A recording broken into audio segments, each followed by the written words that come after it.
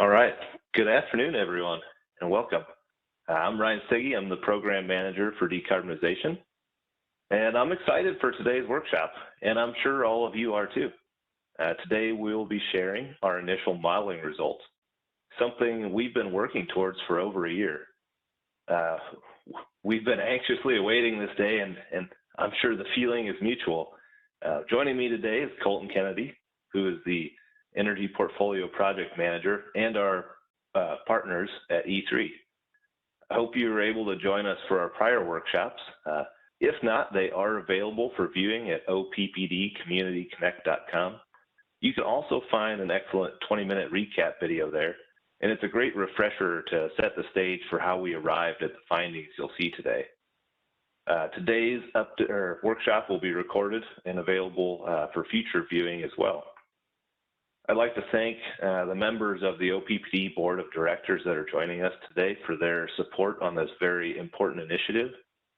And also joining us today is Mary Fisher, our Vice President of Energy Production and Nuclear Decommissioning and the program sponsor. I want to give a special thank you to Mary for her guidance, support, and leadership as the program sponsor. Mary's retiring in a few short days, and we're going to miss her greatly. Her leadership has been an instrumental part of driving us to where we are today. So thank you, Mary. We also have our President and CEO, Javier Fernandez, who will give us a little kickoff here in a minute or two. And also we have our new program sponsor, Brad Underwood. He will be the Senior Director for System Transformation.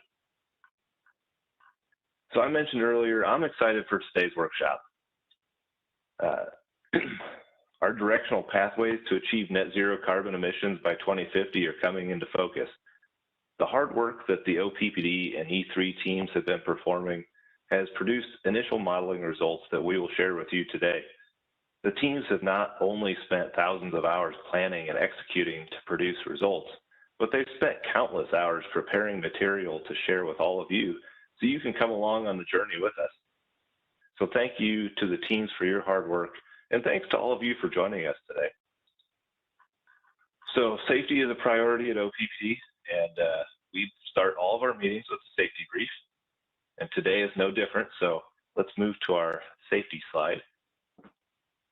So fall is a time where many people plant trees or shrubs, and something to remember as you're doing that, or any project where you're digging underground, is call Nebraska 811. So you can dial 811 from your cell phone, or you can go to ne1call.com. And what that'll do is that triggers the utilities come out and do locates for you. And it's actually state law to do that. So make sure if you're doing any digging, either go online or dial that number. All right, at this time, I'm going to turn it over to Javier Fernandez to share a few words with all of you. Great, thank you, Ryan. I'll just do a quick sound check. Can you hear me? Sounds good. Okay, well, thank you. And thank you all for joining us on a Wednesday afternoon. A little wet outside, depending on where you are. But if you're in our service territory, it has been a little wet for the past couple of days. I want to welcome you to the long-awaited workshop number 5, where we will share preliminary results of our modeling. We've spent the first 4 workshops talking about the inputs, the assumptions, the methodologies we were going to use. All of those workshops were incredibly important because they influence the results that we're going to share with you today. These are preliminary. We will have another round of workshops in about a month. So very, very excited for what the team is going to share with all of you today. We are committed, OPPD is committed to the goal of net zero carbon by 2050. This is something that our board of directors directed us to do back in 2019 through our strategic directive 7. I can tell you today that internally at OPPD, we have been working really hard to finding ways to get there. This is the strategic initiative of Pathways to Decarbonization is exactly doing that. It's identifying the different pathways that we have to achieve that net zero carbon by 2050. I can also tell you that with the executive team at OPPD and our many directors at OPPD, we are working on developing a vision of how we power the future to 2050. And in that strategic foresight exercise, we are talking about how every choice we will make will lead to a cleaner world. So I'm really excited to share with you the preliminary results for the modeling, because it really aligns with not only our strategic directive, our board directive, but it's really 1,900 employees who are making this happen. And it will take a while for us to get there. I am very excited too, because we cannot do this alone. We need our community. We need our stakeholders. So those of you who are engaging today, who are tuning in today, we will need you. We will need your help, your advocacy, your partnership for many years to come. I am excited too, because things are changing, things are happening. I was just last week, I was very pleased. I participated in the Advanced Nuclear Forum in Lincoln, where we heard from many experts in the industry in nuclear about the future of nuclear technology. It's not something that happens overnight. It's something that will take years, and you will see here in the next 2 hours how some of those developments will eventually influence some of the choices we make. But it'll take decades. We need to start planning some of those investments today. The preliminary results we're about to discuss illustrate the pathways for how we might accomplish that. And these are just pathways. There are different choices. But the one thing they have in common is that all of them will require deep transformation in how OPPD will generate electricity in the future. It will be a monumental undertaking. We are already facing that monumental undertaking today with our Power with Purpose initiative. This is going to be even bigger than that. There will be significant work ahead of us to conduct detailed transmission analysis to ensure our system will maintain its reliability and resiliency. This is probably one of the key elements, making sure that as we transform our generation, that our reliability and resiliency continue to be maintained or improved. It will involve us to design, source, build, and interconnect new resources. Interconnect them both at the transmission level and at the distribution level as well. Advocate for and accelerate energy efficiency. So this is not just an equation about generating more power, but it's also an equation on the other side of the equation, which is how do we shape our load? How do we create opportunities for energy efficiency to minimize the amount of load that we have to serve? It will also require us to operate our assets in a very different way than we operate them today, so that we can reduce our carbon output. We are studying ways to decarbonize our energy portfolio, but again, as I said earlier, we cannot do it alone. The community will play an important role in enabling this transformation. How? Well, through awareness and advocacy.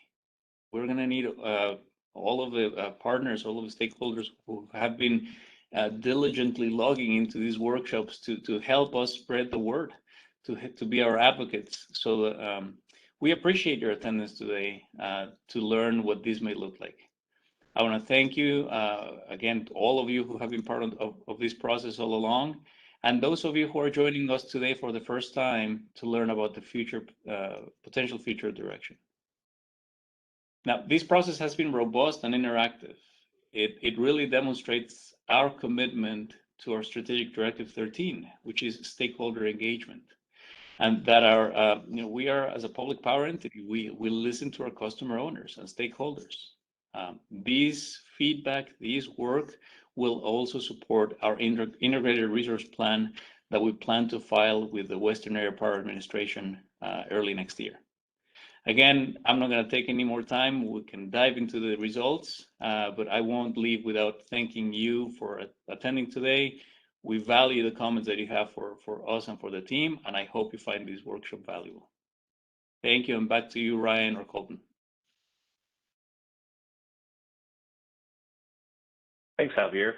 I think we'll turn it over to Sarah now to get us kicked off.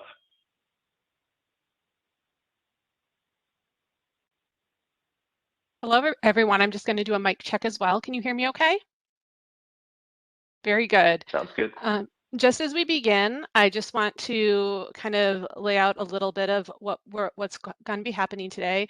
Please, everyone, OPPD E3 staff members who are panelists, please remember to mute your microphones when you're not speaking, silence your electric devices. As we mentioned before, this meeting is being recorded. So if you missed the meeting or have any colleagues who would also like to see this content, you can find it on OPPD Community Connect. We'll get that uploaded to the website just as soon as it's available, most likely tomorrow.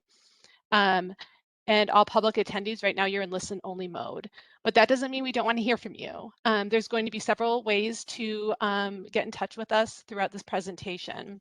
There's a lot of content that we're going to be covering, but we will have a few poll everywhere engagement opportunities throughout. I will give you instructions on how to log into that tool, but you can participate by using your cell phone or your computer. And again, I'll give you directions. We're going to do a little test here in just a moment of our poll everywhere. We also have the Webex Q&A feature, and those of you that are on this workshop who have been to other workshops, you know that we do encourage you to use our Webex Q&A feature throughout to ask clarifying questions of the content that's being covered. And there are also going to be a couple opportunities throughout this presentation to use the hand raise tool. And with that, we'll give you instructions on how to do that. But you'll be able to raise your hand, we'll put you off mute, and then you could verbally ask the question. Beyond these ways to get in touch with us throughout this presentation, we realize it's going to be a lot of information that we're going to be covering, and you might have additional thoughts, you know, tomorrow or next week that you want to share with us. We will be accepting additional comments and feedback through OPPD Community Connect through November 7th. So I'll give you more instructions on that at the end of the presentation, but I just did want you to be aware that this is not your only time that you can give us feedback on today's presentation. So with that, we're going to move on to our first poll everywhere question. And bear with me a moment while I switch over to that technology. And so OPPD has hosted 4 workshops and an interim modeling update so far in the Pathways Decarbonization Energy Portfolio Workshop Series. We want to know, have you attended any prior workshops or watched our summary video? We did mention that we had it's actually 22 minutes. It's a summary video that we posted to help give you some feedback or a quick summary of what our 8 hours of workshop so far has been. And so we're just curious if you've had a moment to watch the video so you can answer A, B, or C, depending on how many of these workshops you have attended.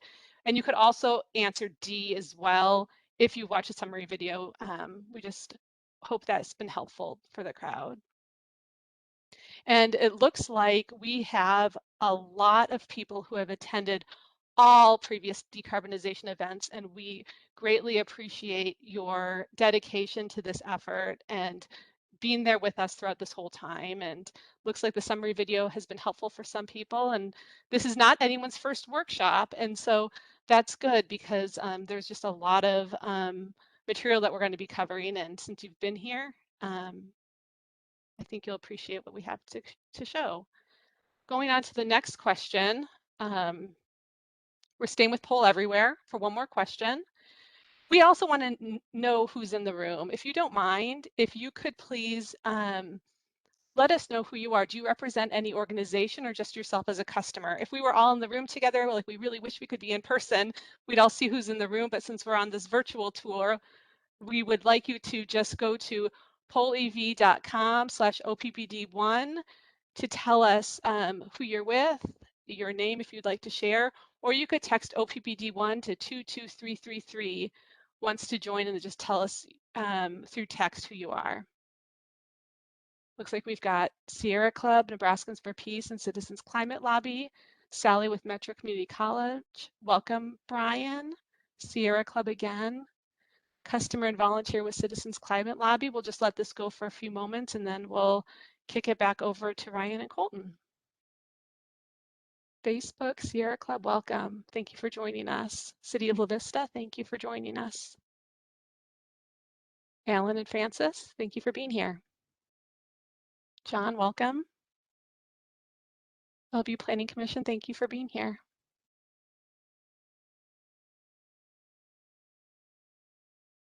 Well, in interest of time, I will turn off this poll, and we'll be back here at the end of the presentation to ask, or actually just a little bit to ask another question. But for now, I'm going to turn it back over to you guys. Thanks, Sarah. I think a lot of the introductory content that I have was shared by Brian and Javier. They did a very nice job earlier. So I'm going to move relatively quickly through some of our intro content, as today is going to be fairly involved with the results, and I want to make sure we have time for discussion. So as a reminder, the objective of the Energy Portfolio Project is to study actionable pathways to eliminate or significantly reduce greenhouse gas emissions from OPPD's energy portfolio while balancing impacts on reliability, resiliency, and affordability.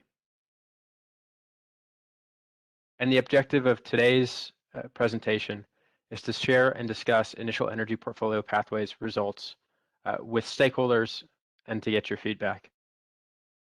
Today, we'll be starting with a little bit of context of this workshop within the overall project, and I'll be providing that.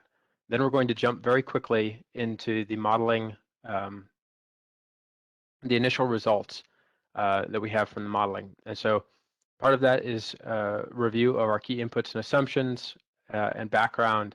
Then we'll get into what are called reference results, or net zero results. So that's how our OPPD's portfolio may achieve net zero carbon by 2050, and the various technologies and decisions along that path, for a variety of different pathways. We'll have time for an open comment period after we share those results, and then we'll dive into some of the framing sensitivities and scenarios that have come up that stakeholders have requested, that also allow us to see how that portfolio is sensitive to maybe different futures.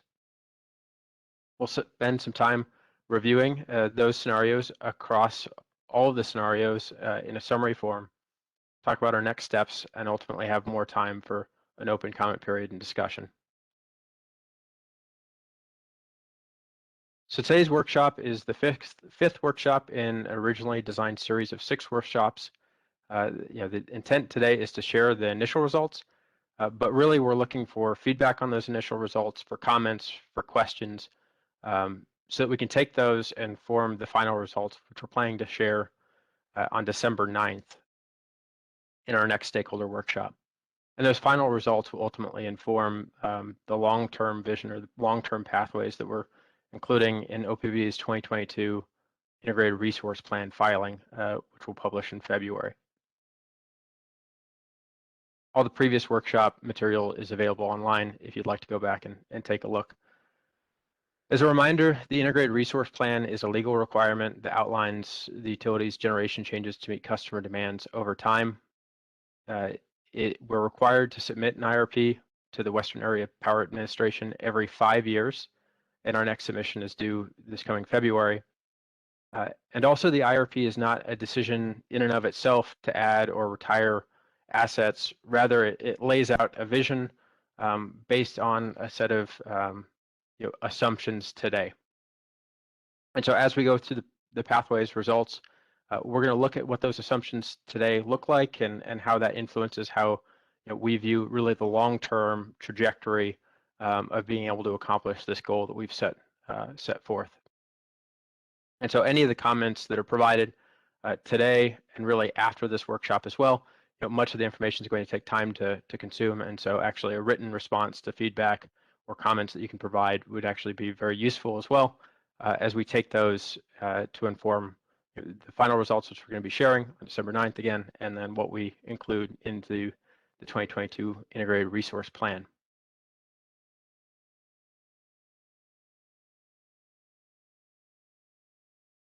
Speaking of the Integrated Resource Plan, I do have a poll everywhere. We're just kind of curious on people's interest previously in the Integrated Resource Plan. So if you wouldn't mind letting us know One moment.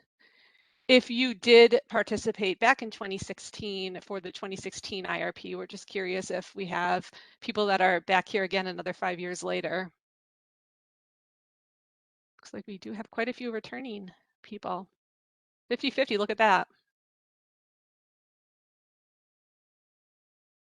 Okie doke, well, thanks for sticking with us over many, many years.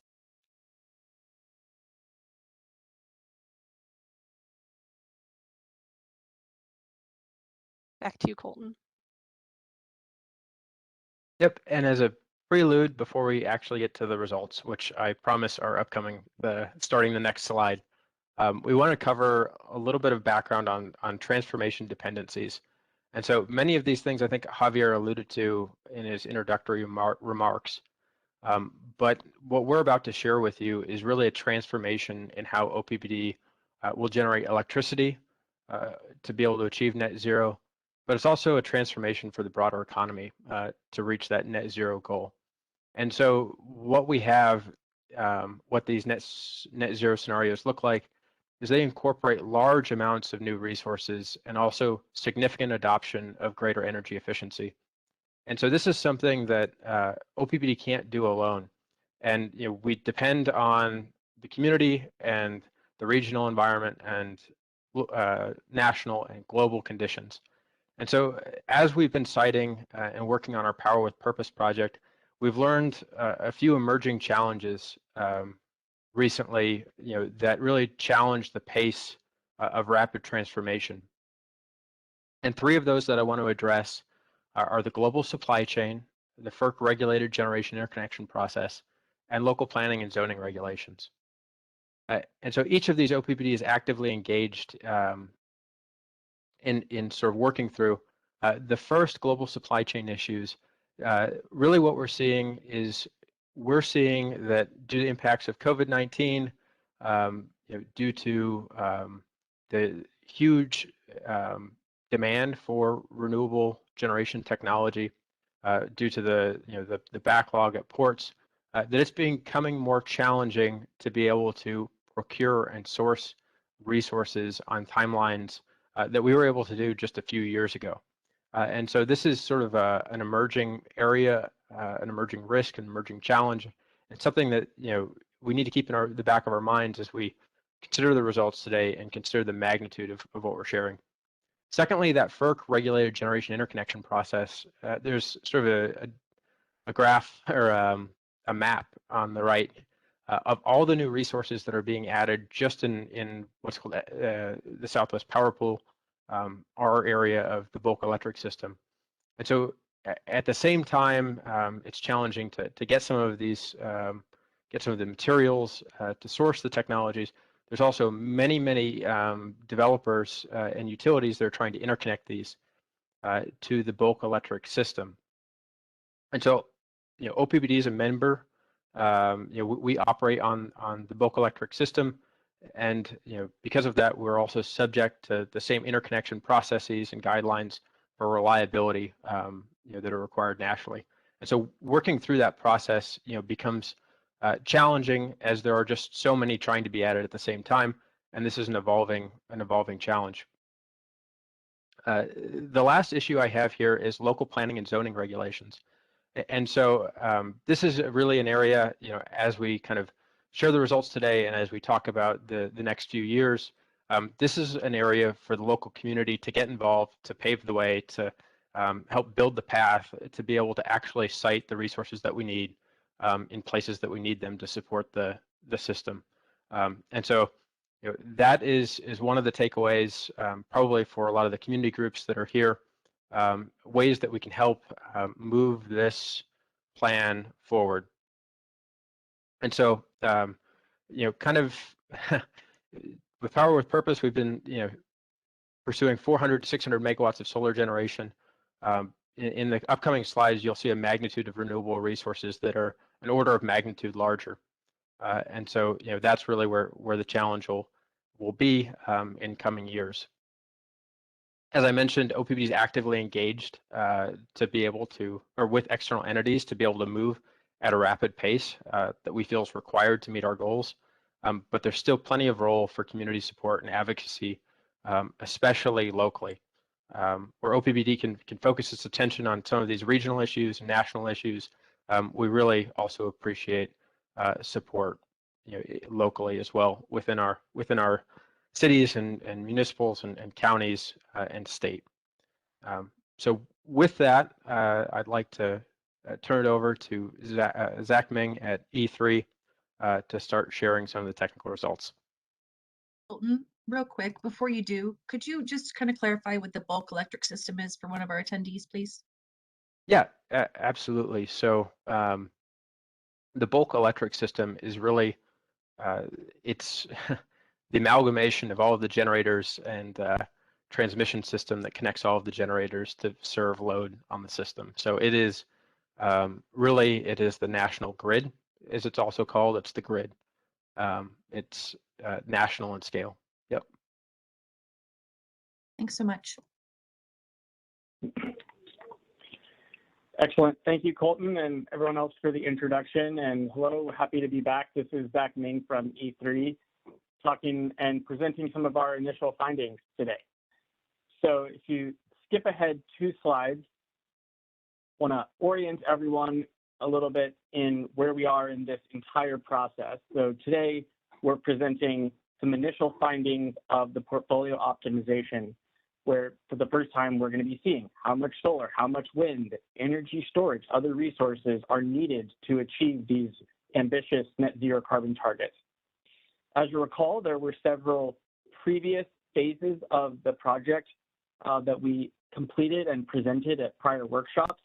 A phase on multi-sector modeling, really looking at the role of electrification and how OPPD can help achieve broader energy emission reduction targets, and a phase of analysis focusing on reliability and resiliency, looking at how can these emerging resources like wind, solar, and battery storage contribute to the reliability needs of the system. And so both of those first 2 phases were direct inputs and created information that feeds directly into the portfolio optimization results that you'll see today.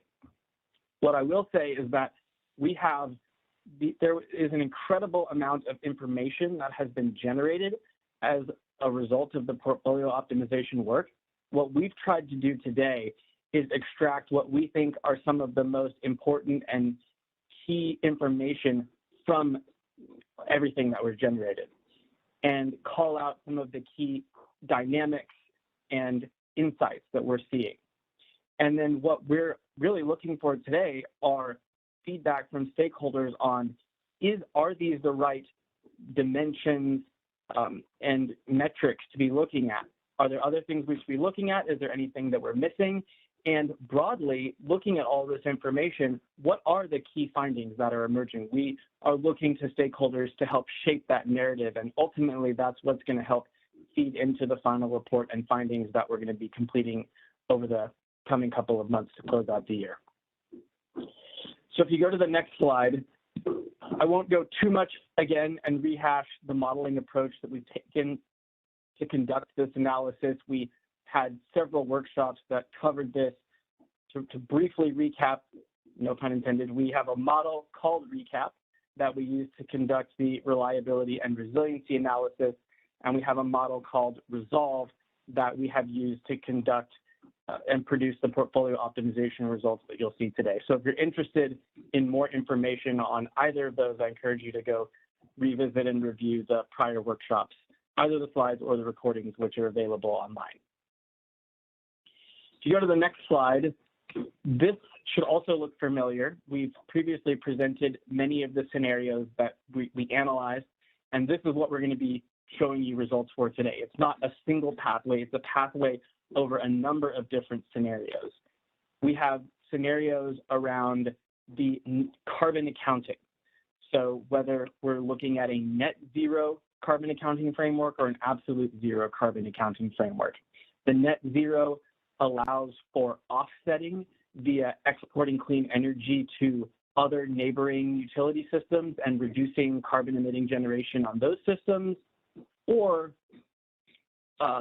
by emerging technologies like direct air capture that could potentially extract carbon dioxide from the air and provide a very direct and permanent offset for any generation on OPPD system that continues to emit carbon. We have a number of scenarios around the pace of decarbonization. You can see a chart here on the bottom left. OPPD's policy today is net zero by 2050, but there's no policy on the pace at which that target is ultimately achieved. And so we've looked at a number of scenarios that achieve that net zero target at a more moderated pace or at an accelerated pace. And then in an extreme case, we actually have a scenario that achieves net zero by 2035 as well. We have a number of scenarios for each of those paces of decarbonization for different technology availability scenarios, looking at whether we're just looking at mature technologies like wind, solar, and storage, whether hydrogen is an available option, or whether other emerging technologies that might not be commercially available today, like advanced nuclear, like carbon capture and sequestration, for example, might become available. And then we have a number of other issues that we've identified as key sensitivity factors that we wanted to assess the risk of. And we have scenarios that identify those and run analysis. So for example, sensitivities on future demand growth related to the level of electrification or efficiency, from low or moderate levels of electrification to high. That includes higher levels of electrification for vehicles and buildings. We have sensitivities on the level of, or the types of resources that might exist in the rest of the Southwest Power Pool, which is the market that OPPD is a member of. Those scenarios examine what OPPD decisions they make, depending on how much wind or solar their neighbors decide to build, which impacts the ability and economics of transacting power. We have a sensitivity on carbon pricing, a sensitivity on technology costs and how those might evolve over time, technology costs affecting solar, wind, storage, nuclear, et cetera. We have a sensitivity on flexible loads, and that's actually a sensitivity that we added based on stakeholder feedback. And then we have a sensitivity on emerging technologies where we exclude hydrogen and look at how other emerging technologies might substitute for some of the characteristics that hydrogen can provide. So a lot of information here.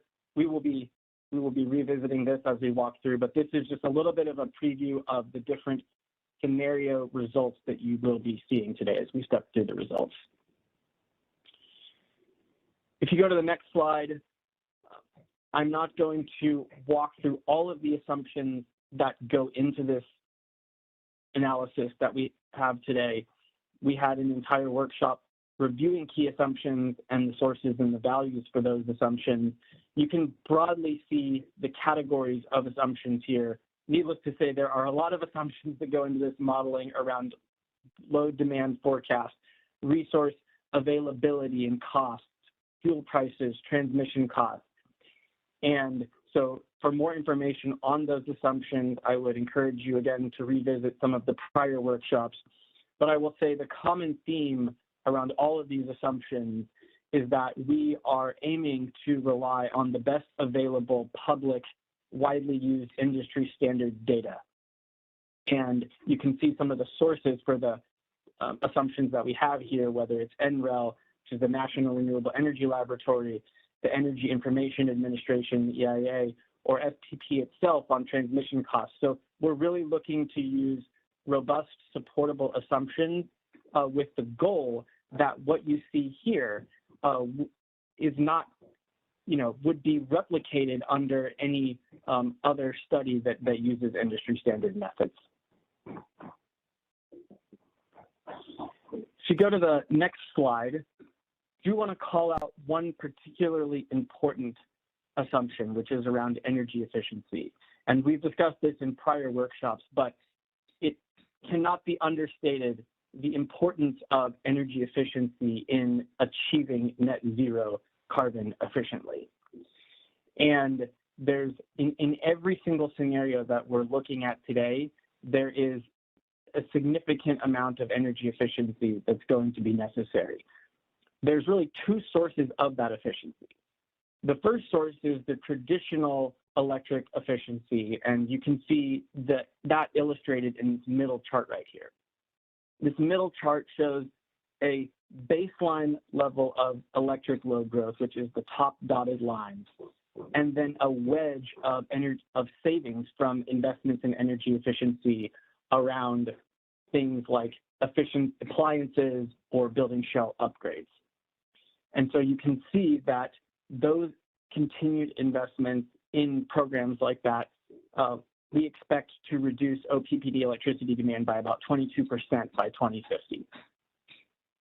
However, there's a second source of efficiency gains, which comes from the electrification of the rest of the economy.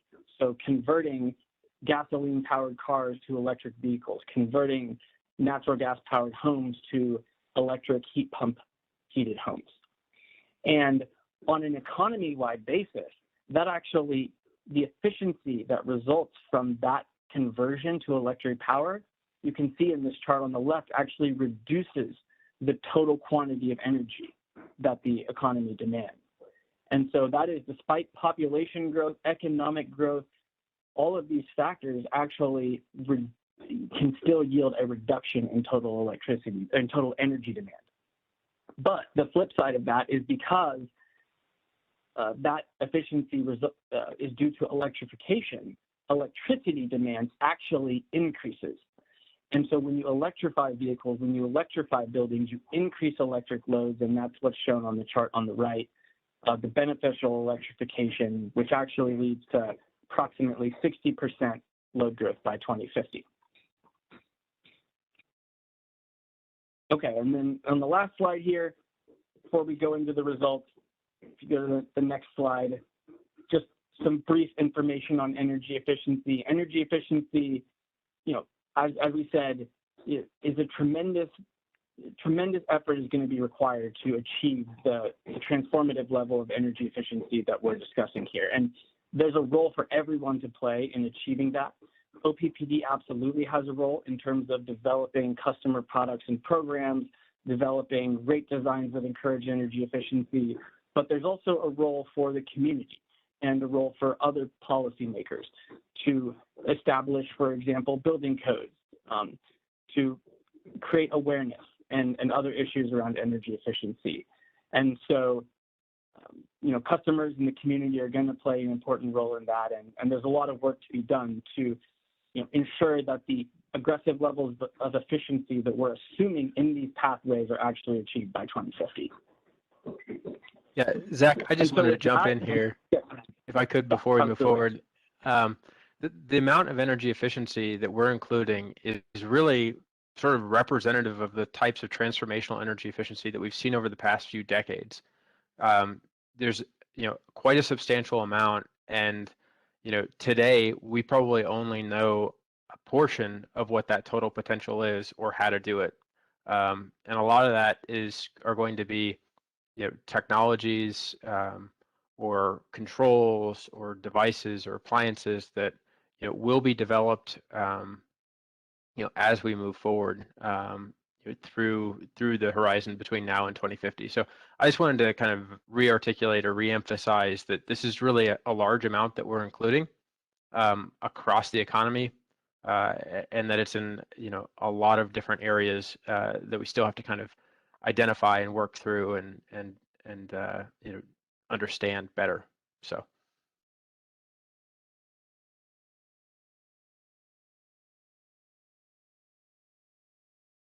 Excellent. Okay, well, with that, I think we're ready to dig into some of the results, and I'll pass it over to Aaron Burdick from E3. And Arnie Olson and myself will also be chiming in as well to go through the results. Okay, thank you, Zach. Good afternoon, everyone. This is Aaron Burdick with E3. I'm an associate director in E3's resource planning practice, and I'm pleased to be here with you this afternoon to present our Resolve portfolio optimization results. So one thing that I'd like to mention before we get into the OPPD results is that through the modeling process, we did decide to update the SPP scenarios versus those that were shared previously. So we updated the resolve model to co-optimize OPPD and SPP together.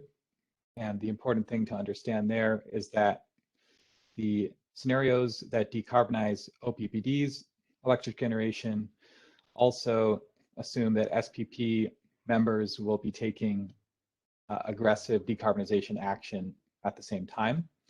And so those cases assume a 90% GHG reduction in the broader Southwest Power Pool market. And by modeling OPPD and the broader market together, we capture the regional dynamics that impact the value of different resources of OPPDs within the market. So those results are available in the appendix from this deck, that will be shared the next day or so. I would direct you to those if you have interest in the details. So we'll start looking at OPPD via the reference scenario. Next slide, please. So the reference scenario is essentially a counterfactual to which we can compare the net zero carbon scenarios that we'll be showing shortly. It has the reference load forecast, so without significant electrification growth, and it also does not include a GHG target. So it's actually inconsistent with OPPD's net zero carbon policy, but again, serves as a comparison point. And I'll start by just orienting you to the charts shown on this slide. Those will be consistent with the charts that will show throughout these results.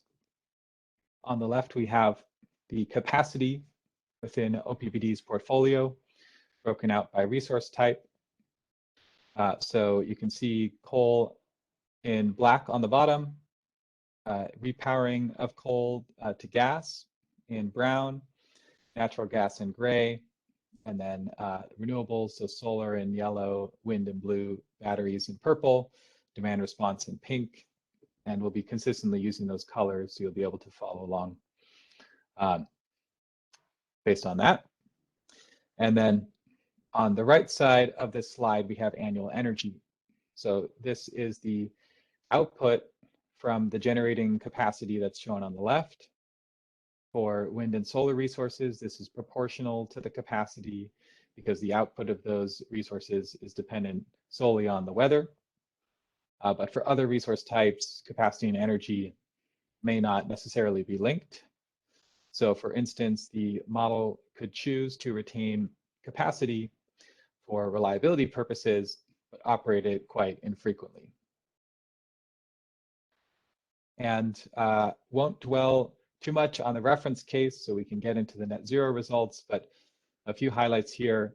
So without a GHG target, we see modest growth in wind, solar, and batteries between today and 2050. And we do see, solely based on cost alone, that the coal plants are retained and that the coal generation is relatively stable through 2050. So now we'll turn to the net zero carbon case and see how this portfolio changes once we institute much higher loads associated with economy-wide decarbonization, as well as the net zero carbon target that is OPPD's policy.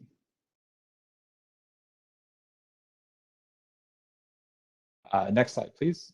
Perfect, thank you. So we're showing the same charts here. We have capacity and energy. The scales are different. And I'll start by walking through the capacity chart here. So first thing that you'll likely notice is this massive growth in solar, wind, and battery storage resources. So OPPD has very little solar and no battery storage capacity in its portfolio today.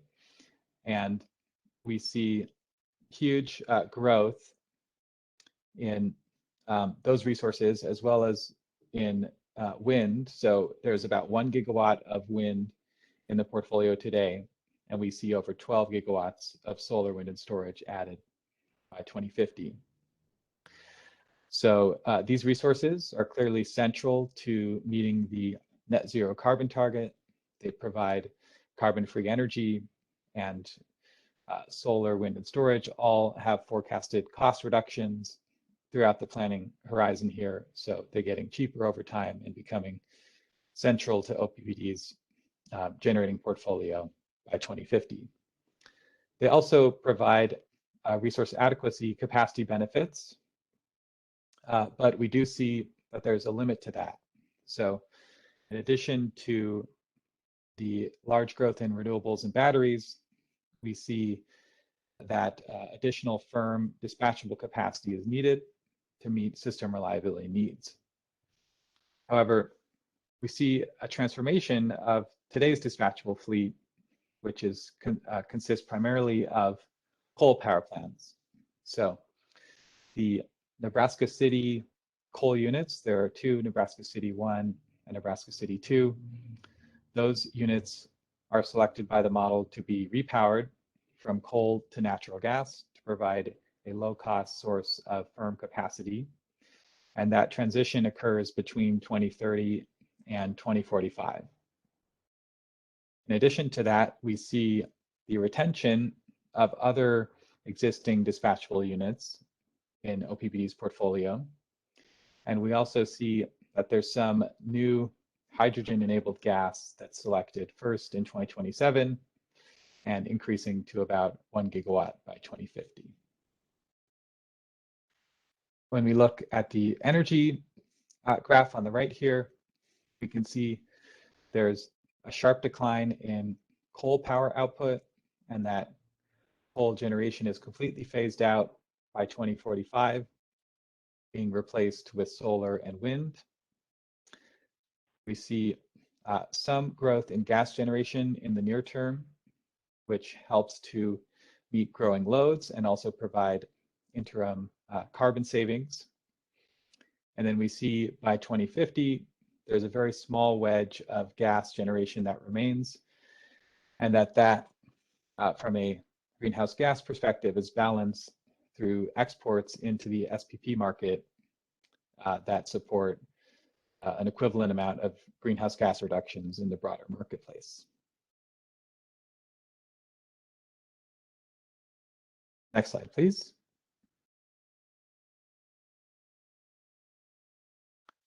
So we'll now talk about the greenhouse gas emissions and some of the key cost metrics from this net zero carbon scenario. So starting with the greenhouse gas charts on the bottom left here, you can see that relative to a historical peak in 2013, there has been a significant decline in OPPD's emissions between then and now, and that once we institute the net zero carbon trajectory, despite significantly growing loads, so versus 2021, almost a tripling of OPPD's annual load, despite that, we do see this continued greenhouse gas emissions reduction that's driven by all of those renewables that are being added. And we also see in yellow here that we're counting the greenhouse gas emissions intensity from imports as a penalty when OPPD relies on external generators. And then there's a credit that's provided when OPPD has excess renewable energy and can export that into the market and reduce emissions from other generators within SPP. Turning now to the cost metrics. So we're showing two cost metrics here. They're both shown in real 2021 dollar terms. And the first is a generation cost impact. So this is shown as relative to the reference case. So if you remember, the references are counterfactual. We build out the portfolio in absence of a GHG target. And here we're asking how much, once we institute the net zero carbon policy, how much does that increase the generation costs?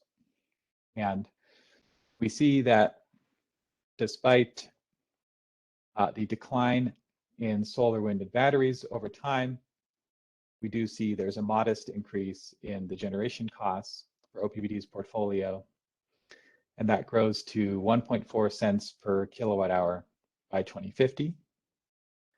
To put this number in context relative to OPPD's current system average rate, which is 8.8 cents per kilowatt hour, this is a 16% increase.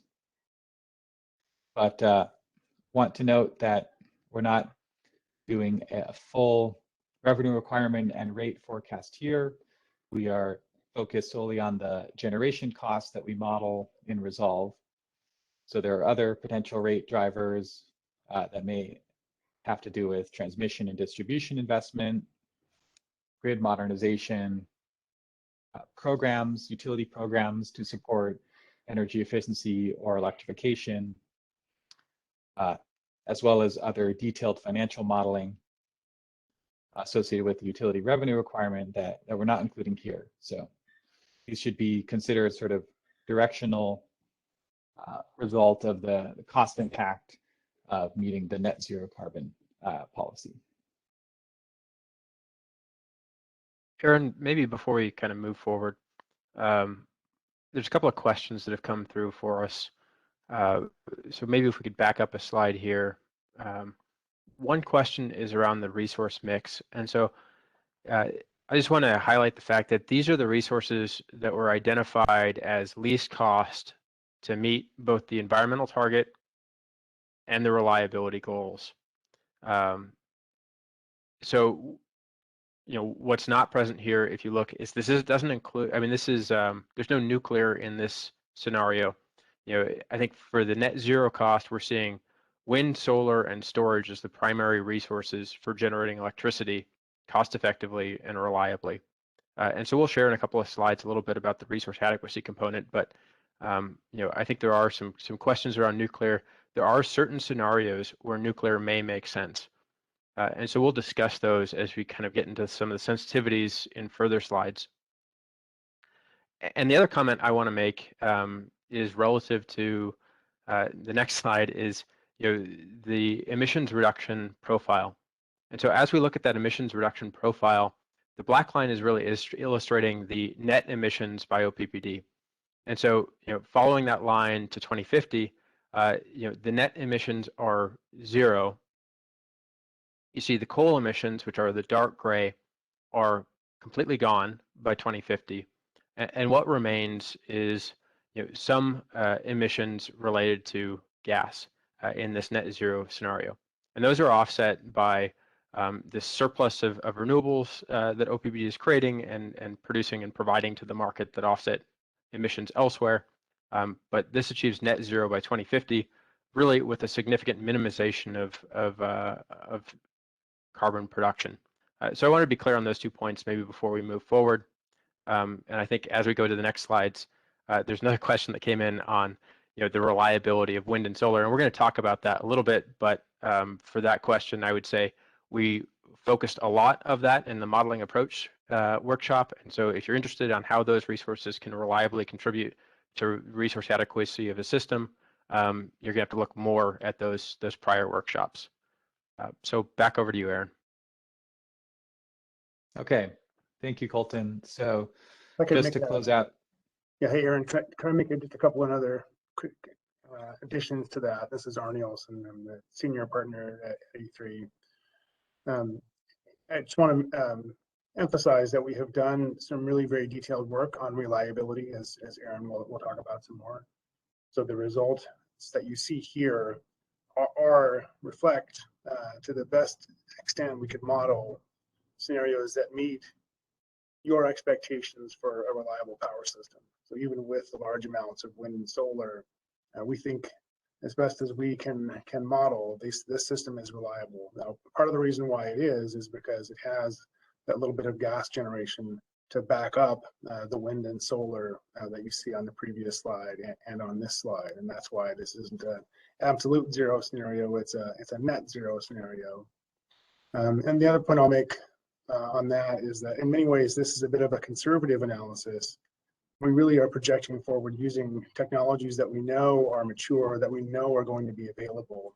this doesn't assume any technology breakthroughs of new zero carbon technologies that could take the place of the gas and providing that firming capability. And Aaron will talk about some more of those in one of the additional scenarios. But I just wanted to give you a little bit of additional color on that issue of reliability, the role of the gas in this trajectory, and some potential ways that that might be supplanted or replaced in the future.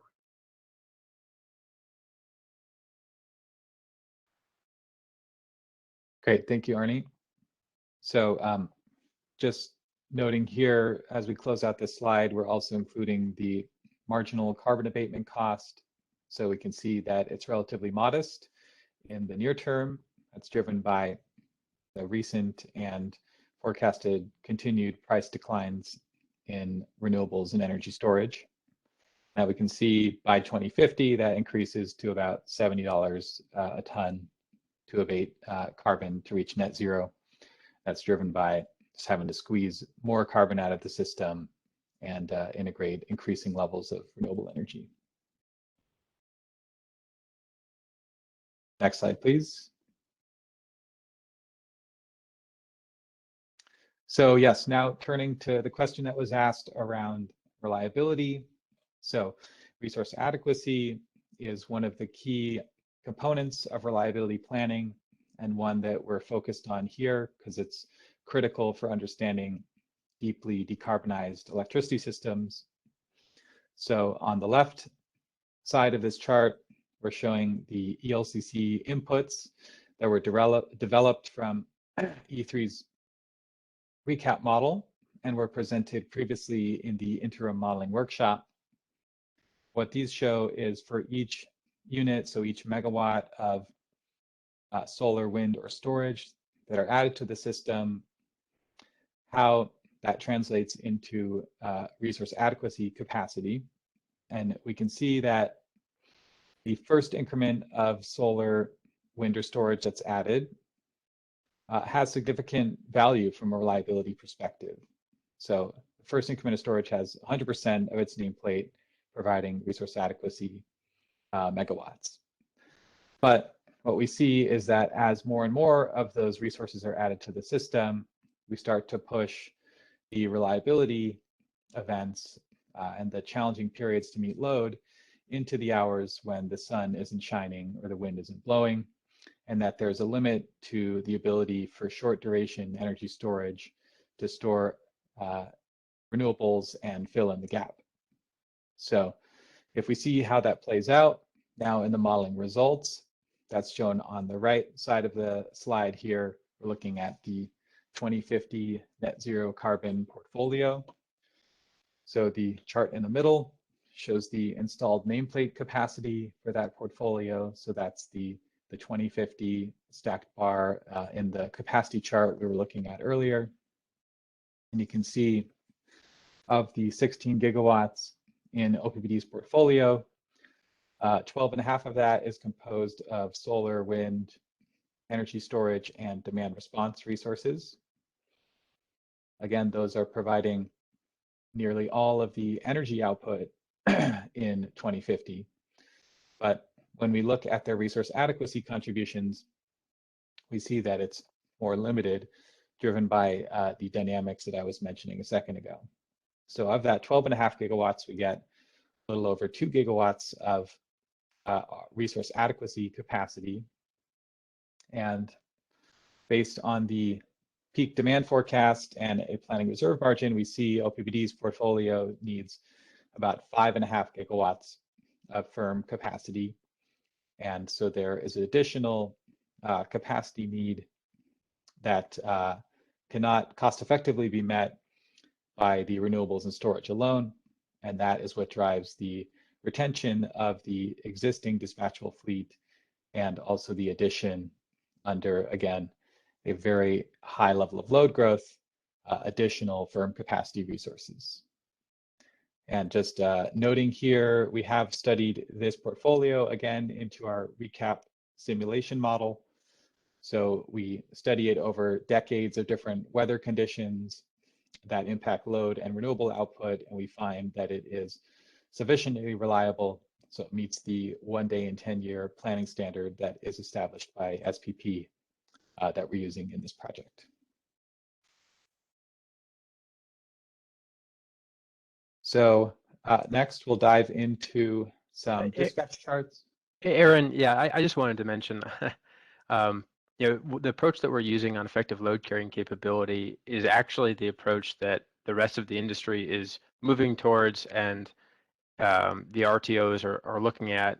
Really the highest levels of grid planners are utilizing as and find sufficient as a metric for the resource adequacy of intermittent resources. So this approach that we're using for resource adequacy is really aligned and very much the same as what's being used in best practices today. Yeah, no, I might chime in here with an answer to a couple of questions that have come through. Aaron, or if we could actually back up to slide 25, please. And I think one point around resource adequacy that's really important here. You can see, if you look at the chart on the left, the installed capacity of the firm resources of natural gas are relatively constant through 2050. But if you look on the right, the amount of energy that's being produced from those resources, the amount of energy produced from natural gas is declining tremendously through 2050. And there's really a disconnect between those two. The fact that we need the resources when we need them, but as we add wind and solar, we can use them less. And it's the utilization of those resources that's what creates the emissions. And so using them less means we can reduce emissions. And that leads directly into an observation that as we are actually using less natural gas and purchasing less natural gas, the impact of the price of natural gas becomes less important. A system that generates nearly all of its energy from natural gas is extremely vulnerable to price shocks in natural gas. But a system that actually gets very little of its energy from natural gas, which is what you see here on the right, is much more robust to price changes in natural gas. And in fact, even, we'll talk about this later, but really these natural gas plants here can run on multiple gaseous fuels, including hydrogen. And so if natural gas were to go away or become more costly than hydrogen, or natural gas were to be, for example, banned through policy or whatever you want to call it, then you could substitute in another gaseous fuel like hydrogen into these plants, and the portfolios here would look very similar. So just wanted to make a couple of points to answer some questions that have come through.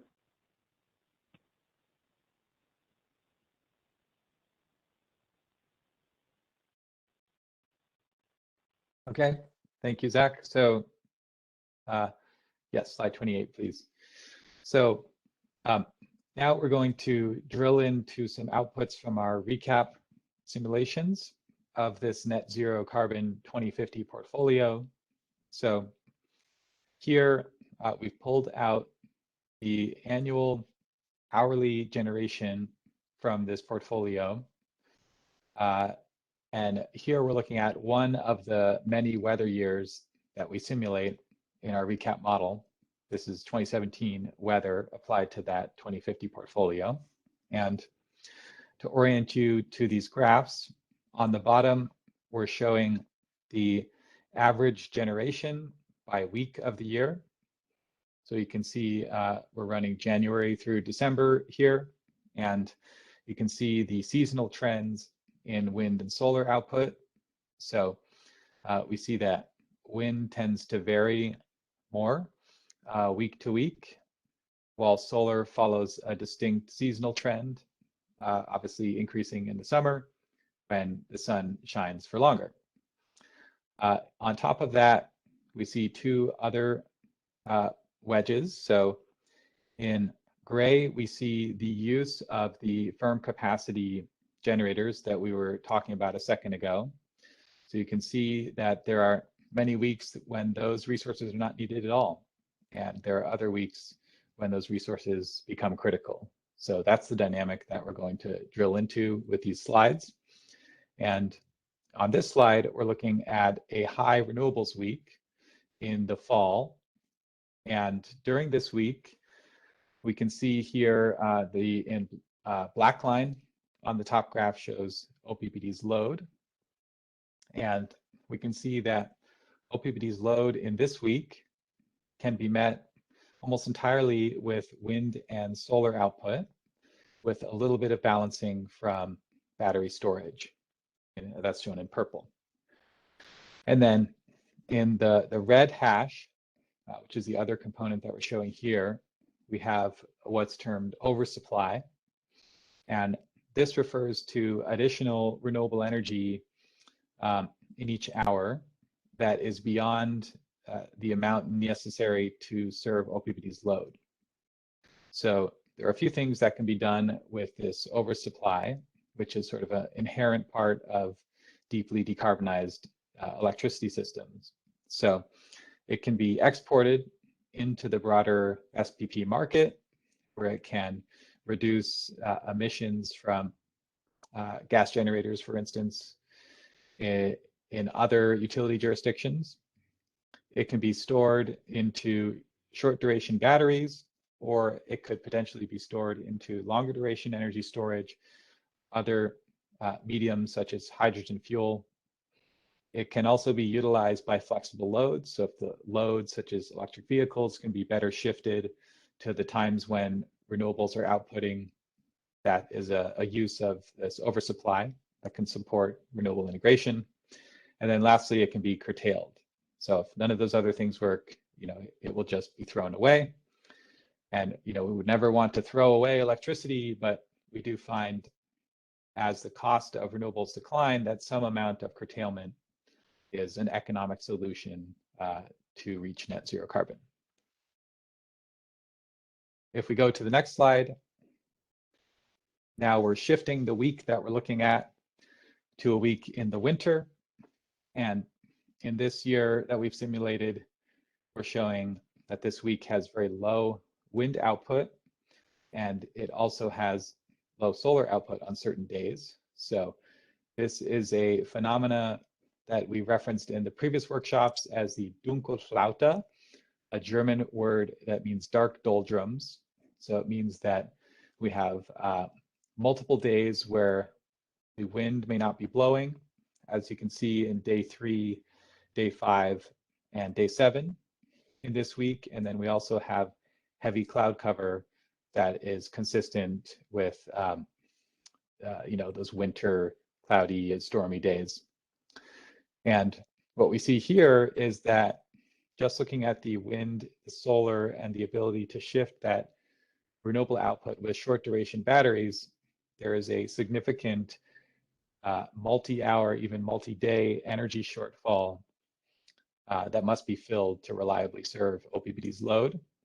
And this is where we see those 3 gigawatts of firm capacity resources that are part of OPPD's net zero portfolio as we model it as being critical to reliably serve customer needs.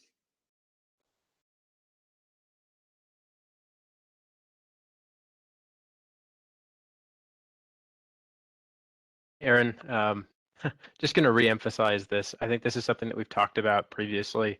This is something that I think OPPD as an organization has talked about previously as we've talked about power with purpose. It's just some of these challenges during particular times. And so, the issue that's identified here is not just an OPPD issue. It's, it's an issue with highly renewable portfolios. Is there, there may be periods where you have low output of renewables during certain times, and that really stresses the ability for storage to be able to fill in the gaps there. And so that's where we look at for firm dispatchable resources, and that's the role of firm dispatchable resources within this highly renewable system. It achieves decarbonization, but it also promotes reliability during these very critical periods where people may not be able to reduce their load, because of very low, extremely cold temperatures, as an example, when we had the polar vortex, or other reasons, you may not be able to avoid these. And so the question is, really for these periods of time, how do you mitigate the emissions during that? And that may be hydrogen, that may be biofuels that are saved just for these events. this will be one of the scenarios that we're going to look more specifically at with the resiliency analysis, as well when we get into that stage.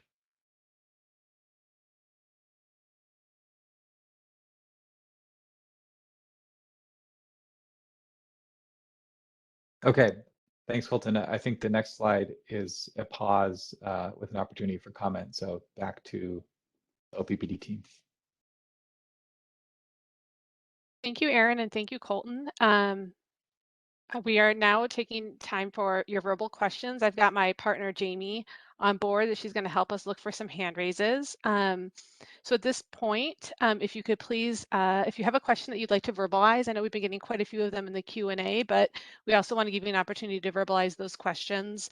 Please click the participant icon to open the attendee list. Scroll to the bottom of the attendee list and find your hand raise button. Click the hand raise button to lower your hand after we've called on you and unmuted you. I'm not sure if we have any telephone users on the phone, but if we do have anyone that just called in that doesn't have access to the Webex screen, this is also a time that we'd want to hear from you. At this point, if we have any telephone users that want to ask us questions, they can now press *3 to raise their hand. And when we have addressed it, please dial *3 again to lower your hand. So Jamie, do we have any hand raises? Not that I can see at this point. I think we're working on a couple of the questions that have come in the chat, and we appreciate that. With you, I don't see any phones, so it looks like we won't need anyone to use *3. But still checking for hand raises.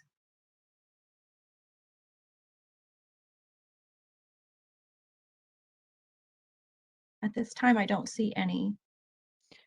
That sounds good. Well, we do have another opportunity at the end of the presentation for verbalized questions. So we can just move right along because I know we have quite a lot of content and a lot of people are utilizing that Q&A tool, which is great. But we'll just move along, and we do have, like I said, another opportunity for verbalized comments at the end.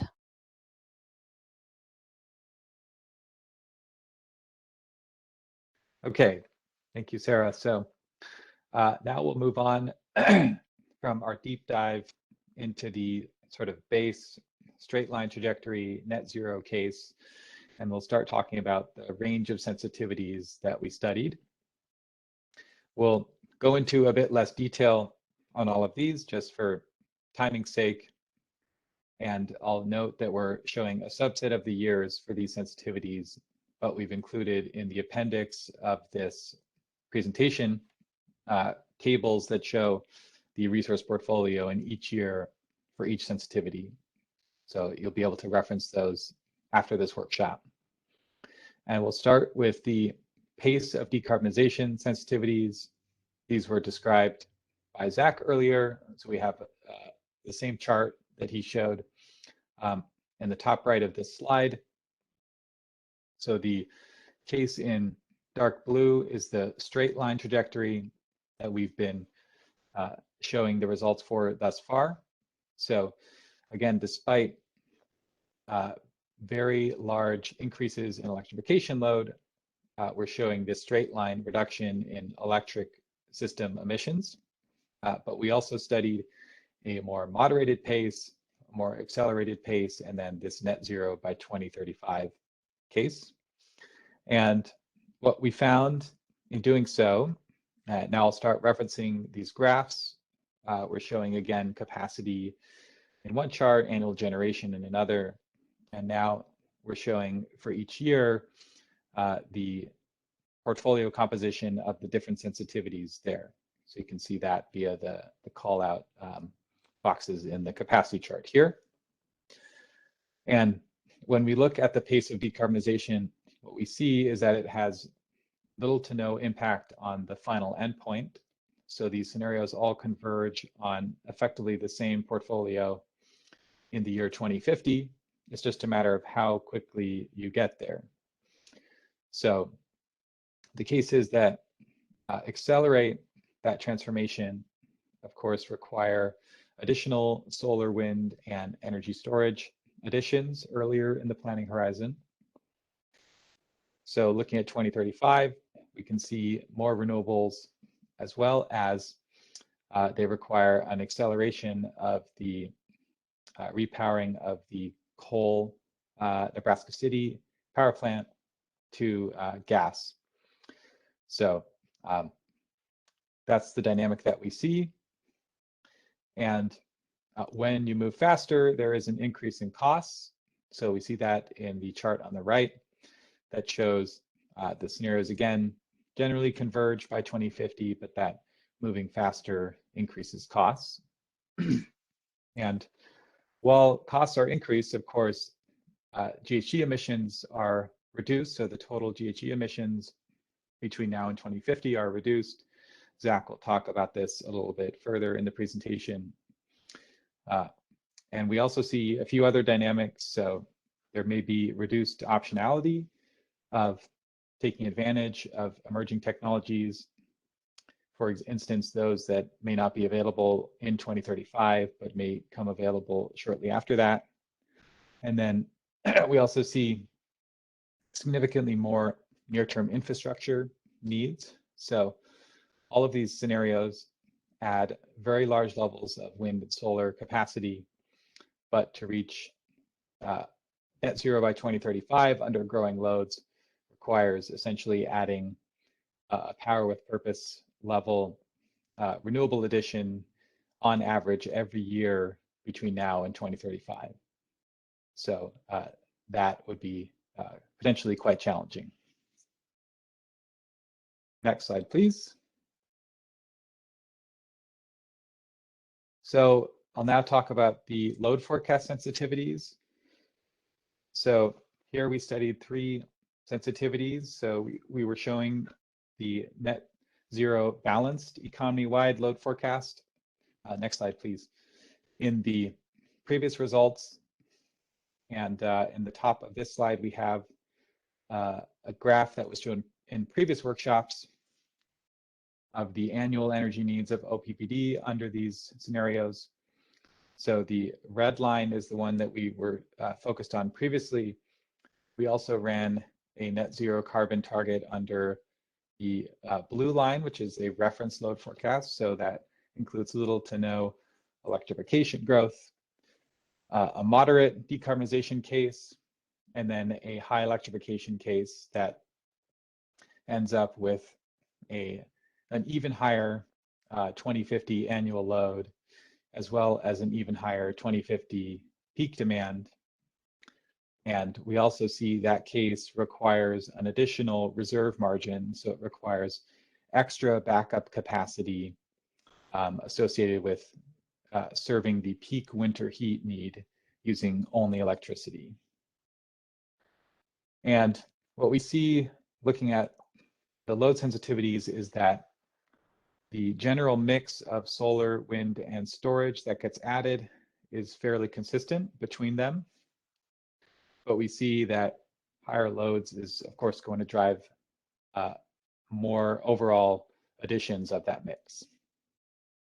And we also see that the lower load scenarios basically have the model retaining the existing firm dispatchable fleet for resource adequacy, while the scenarios with higher loads, including the high electrification case, which again has this additional reserve margin for that peak winter heat need, show the addition of new hydrogen-enabled gas power plants that are needed for resource adequacy needs under those higher loads. Additionally, we see that when the load is higher, but the greenhouse gas target is declining, that there's additional action needed earlier in the planning horizon. So we can see that in the generation graph. So we see a reduction in the coal power output and a switch to natural gas in 2035. We could see that under higher loads that becomes more apparent. And that drives higher costs. So you can see marginally higher costs as we increase loads. But when we look at the high electrification scenario again, which requires this additional build out of firm capacity to serve peak winter heat, we can see that scenario does end up with significantly higher electric system costs. And in addition to the generation costs that we're modeling here, the high electrification scenario also requires additional transmission and distribution infrastructure. However, it may be able to avoid some of the costs of maintaining the gas system distribution infrastructure to meet the peak winter heat need, as we've assumed in the other cases. So that's an important dynamic to consider. Next slide, please. Aaron, we're receiving a large number of questions in the Q&A, and there is one that I would like to address. Zach, maybe you can help me out on this as well. And the question is really, are we allowing some of our capacity needs to be met with capacity contracts, or what allowance in the modeling are we allowing, capacity to be met with contracts? So I'm going to take a quick summary of that, Zach, and then I'll have you turn it over to you. But essentially, we're what we're doing is we're modeling resources that OPPD has or can procure, and at the very times that OPPD would otherwise need that capacity may not be available on the system due to kind of that energy shortage challenge that we talked about with Dunkelflaute. So, at the times that OPPD would need that capacity in those very renewable energy strained periods, there really wouldn't be a lot of available capacity to contract, to import. And if we could, it would also be limited by local transmission system generally on the grid and what's available there. So, I think there's probably some amount that, of that's determined as you progress and the transmission system is developed. But Zach, I'll turn it over to you, and maybe you can address it a little bit more directly. Yeah, that's a great question, and I will say all of the results that you see here for these resources are actually agnostic in terms of whether OPPD owns those resources or whether they contract for those resources. And in fact, we would expect, based on tax incentives and other factors, for example, OPPD to likely contract for wind and solar generation if that's more economic. But in any contract agreement, we are assuming that OPPD is contracting with a specific type of resource. There has to be a contracting agreement with a specific resource that has a specific set of characteristics. We are not assuming, for example, that there is going to be an unlimited amount of sort of energy available from the market that is not associated with a specific resource. And the reason we're making that assumption, as Colton just said, is because the entire electricity system, not just OPPD, is going to be transitioning to more deep decarbonization and higher levels of renewables. And precisely the times when OPPD is going to need energy are when wind and solar output are relatively low. And that's, wind and solar are driven by regional weather patterns, and those are exactly the times when other people who have other neighbors who have large amounts of wind and solar are also going to need energy. And so there's not going to be some essentially magical resource that's going to be able to fill the gap. There has to be a specific resource, a specific dispatchable resource that OPPD can lean on in those instances. And so here, we've identified what those firm resources are, whether it's in the near term coal and ultimately natural gas or hydrogen, and we'll look at some other scenarios later. But that is essentially captures the dynamic of why we're not just assuming the market is going to have an unlimited amount of energy to rely on during periods of low wind and solar. Thanks, Zach. And I'll just add one piece to that. In considering the total amount of resource adequacy needed by the OPPD system itself, we are accounting for the benefits of being part of a multi-state regional transmission organization like SPP. So those include benefits of load and resource diversity that essentially help to keep the size of OPPD's system to a reasonable level versus if OPPD were only planning its electric system in absence of being part of an RTO. So we'll transition now to talking about the absolute zero sensitivities, and we'll focus on technology availability within that context. Next slide, please. So to start off, grounding you to what we're showing here, we're focused specifically on the year 2050 on this slide, and that's because 2050 is the year when we see the net versus absolute zero driving differences in the portfolio, and also when we see that driving additional need potentially for emerging technologies. So to remind you of the assumptions that we use, the absolute zero case requires all emitting resources in OPPD's portfolio to be retired by 2050 or converted to run on zero carbon fuels. And we looked at 4 different technology scenarios. So Zach went over these earlier. We have the currently commercialized mature only resources. We add hydrogen, and then we add other emerging technologies like advanced nuclear and carbon capture and storage. And then we ran a case that actually removed the hydrogen to see what other emerging technology might be selected if hydrogen doesn't pan out. So what we see now, moving to the center chart here, the net zero 2050 portfolio, this is the one we showed earlier, is shown as the first stacked bar. And we see in that case actually that the availability of emerging technologies does not change the portfolio.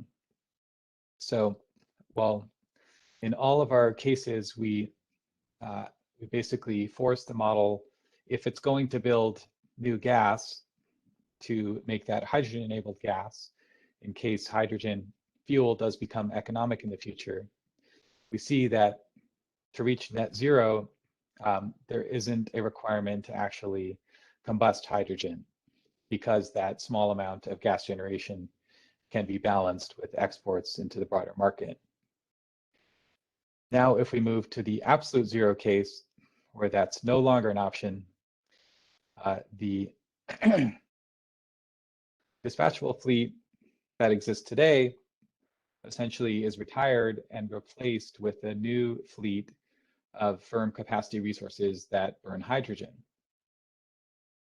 And when hydrogen is not allowed, so that's the no H2 scenario there, what we see is instead that nuclear power is selected.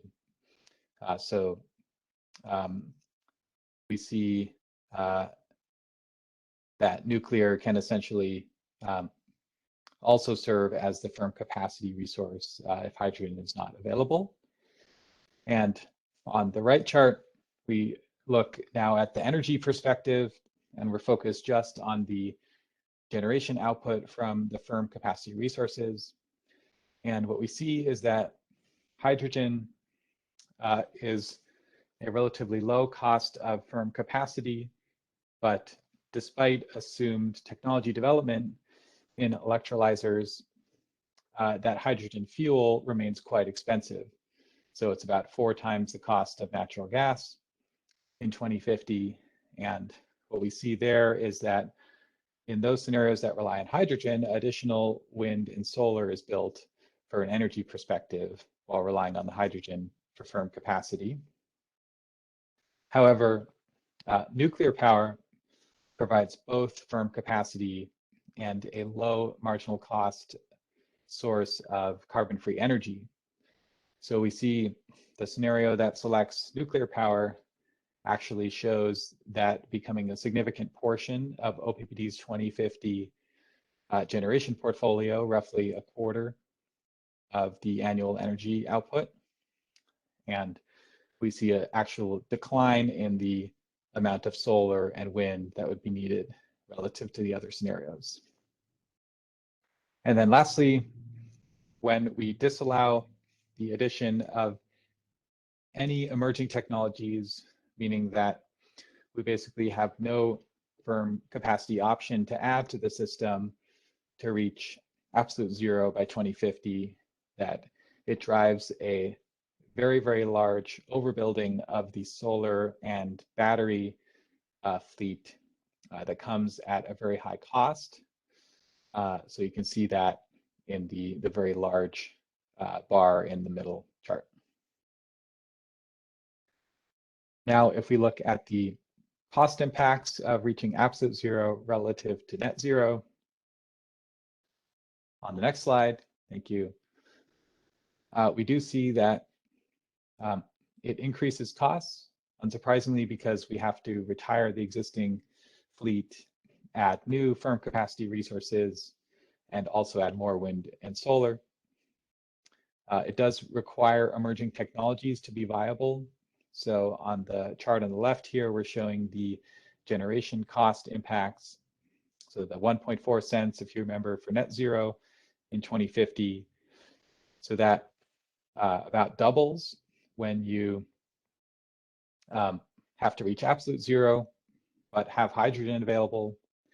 It about triples if you don't have hydrogen available, and nuclear must be utilized. And then in the mature only case that just relies on solar, wind, and batteries, we see this very dramatic cost increase, roughly double OPPD's current all-in average rate. So we really see that case being not economically feasible. And as was mentioned, going from net to absolute zero doesn't necessarily provide any net GHG benefit. They both result in the same amount of total GHG reductions. So we'll pivot now to talk about land use impacts briefly, and then we'll close out the other sensitivities. So when we talk about the land use impacts of wind and solar power, there are two types of impacts that we focus on. So there are direct land use impacts. These include the wind turbine foundations themselves and the actual PV panel area of a solar farm. And solar energy has a larger direct land use impact versus wind. And that's because between wind turbines, which can't be placed too close together, you have workable land. So you can have farmland, as you all know, between wind turbines. So if we capture that land between the wind turbines, that's called indirect land use. So that captures the higher indirect land use of wind compared to solar. Next slide, please. So on the left here, we have a summary for the net zero carbon case in 2050 of both the direct and indirect land use for solar and wind. And you can see that it's roughly combined about 1.1% of the total Nebraska land area. So 1.1% sounds fairly small, but it's quite a large area. And the charts on the right dig into that a little bit more. So the chart in the middle shows direct land use across a few different cases. So we have the reference case, and then we have the net zero case, which from a direct land use perspective requires about 60 square miles of land, primarily for solar panels. We see that reaching absolute zero requires a little bit more, maybe a little bit less in the no hydrogen case if you can rely on nuclear. And the mature only scenario with the very large solar overbuild requires significantly more land. So over 200 square miles for those additional solar panels. And the chart on the right just adds the indirect land use associated with wind to the direct land use. So you can see shows sort of similar dynamics. Next slide, please. So there are three additional sensitivity scenarios that I'll walk through before handing it back to Zach to come up for air and talk about some of the commonalities that we see across all the cases. The first scenario is a breakthrough technology cost sensitivity. So in this case, we're modeling low cost forecasts for clean energy resources, including wind, solar, batteries, nuclear power, and all of the other low carbon technologies that we're modeling. And here we use the NREL annual technology baseline low cost scenario. So this is from the National Renewable Energy Laboratory, their aggressive or optimistic cost forecast. And for small modular nuclear reactors, NREL doesn't provide a forecast, an aggressive cost forecast for those. So we've used industry-based optimistic cost assumptions. And what we see here is that in this breakthrough cost sensitivity, nuclear is selected, and about 500 megawatts of nuclear small modular reactors are selected, and those displace significantly higher volume by 2050 of both gas, solar, wind, and energy storage. And unsurprisingly, with the cost reductions that we're modeling, the cost to reach net zero declines, so it's roughly half of the 1.4 cents per kilowatt hour we talked about previously.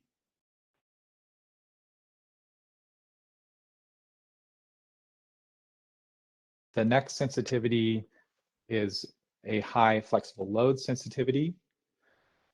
And in this case, we allowed the model to select additional flexible loads up to 10% of OPPD's peak.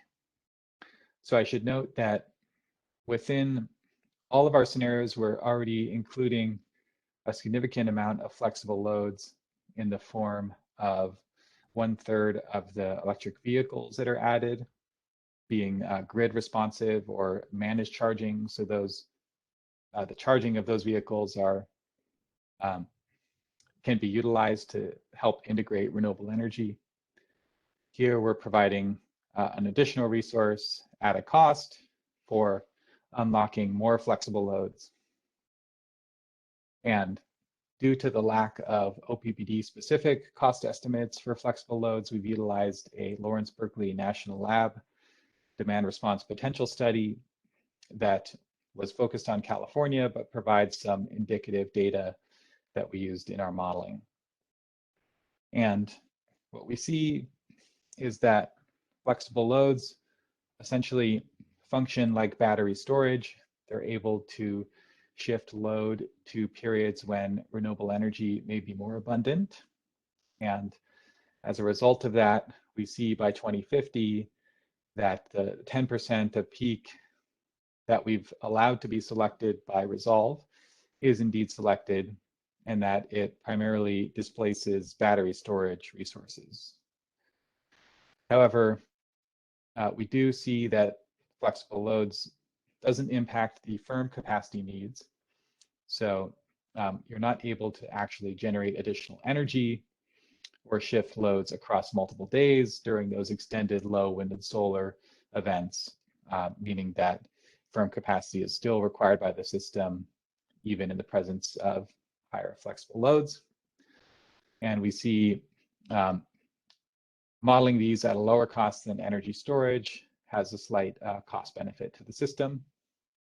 But I guess I would kind of summarize this by saying that flexible loads certainly show promise and should continue to be explored by OPPD, but that additional work is really needed to confirm the potential and the cost of this resource.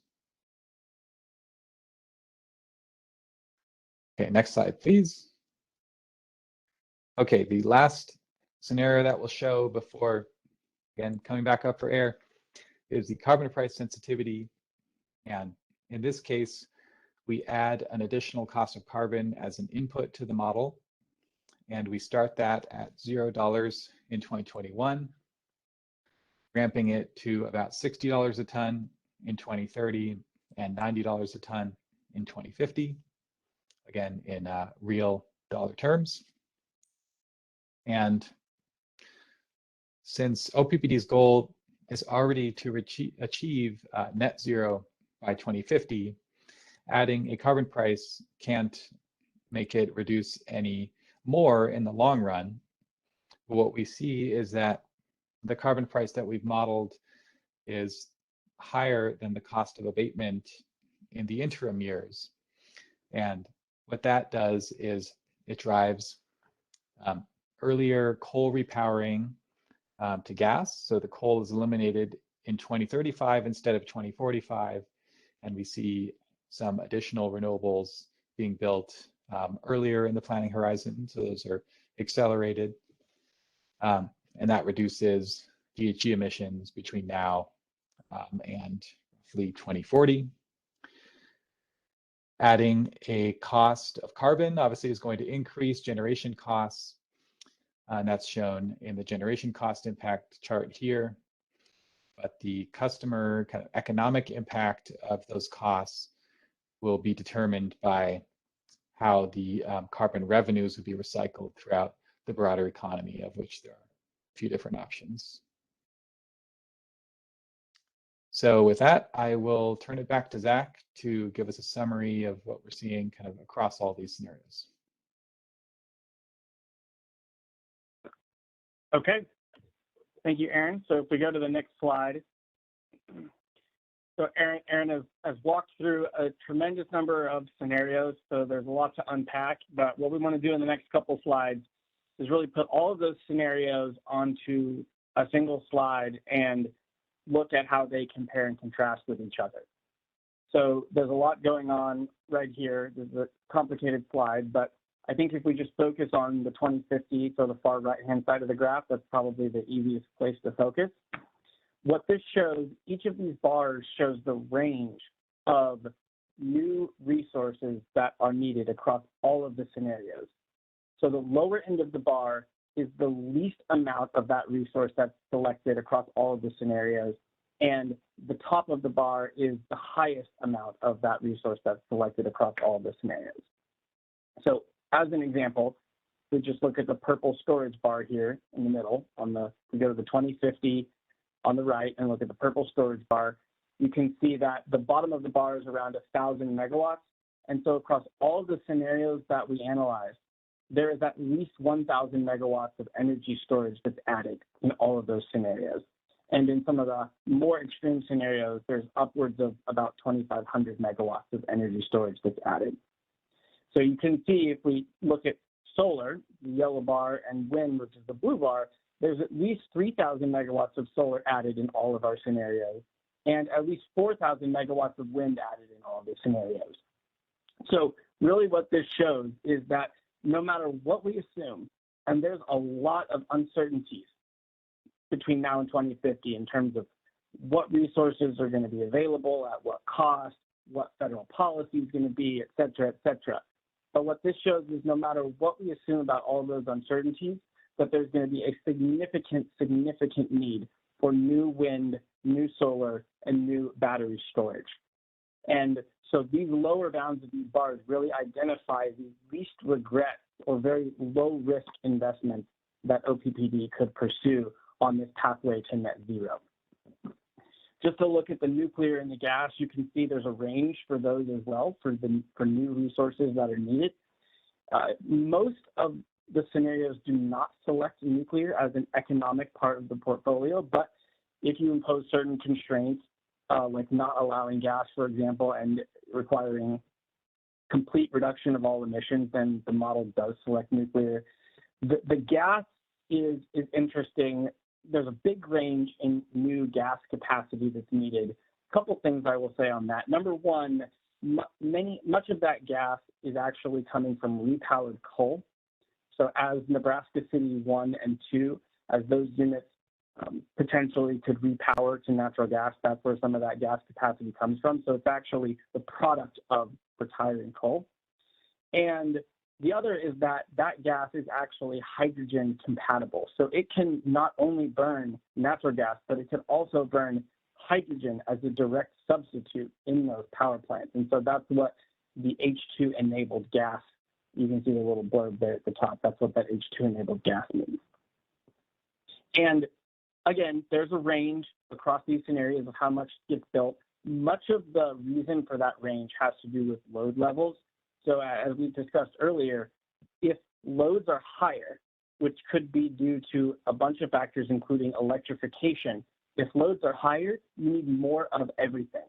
If loads are lower, you actually need less of everything. And so that's one of the causes for the ranges that you see here. But moral of the story is overall, it's very low regrets to pursue significant quantities of wind, solar, and storage. And to contextualize those numbers that you see here today, OPPD's peak load is, around 3,000 megawatts. So there's a lot of, these are very high quantities. Okay, if we go to the next slide. This slide is really focusing on coal repowering, which I know is a topic that people are very interested in. So what this is showing is if we focus on the Nebraska city units 1 and 2, of which there are 1,000 megawatts, that is OPPD's portion of those units. You can see what the model decides to do with those units between now and 2050.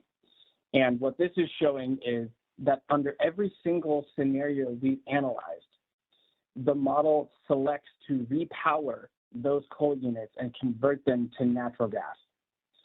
And you can see that if you look all the way at the far right-hand side in 2050, that by 2050, every single scenario has completely repowered these units to natural gas.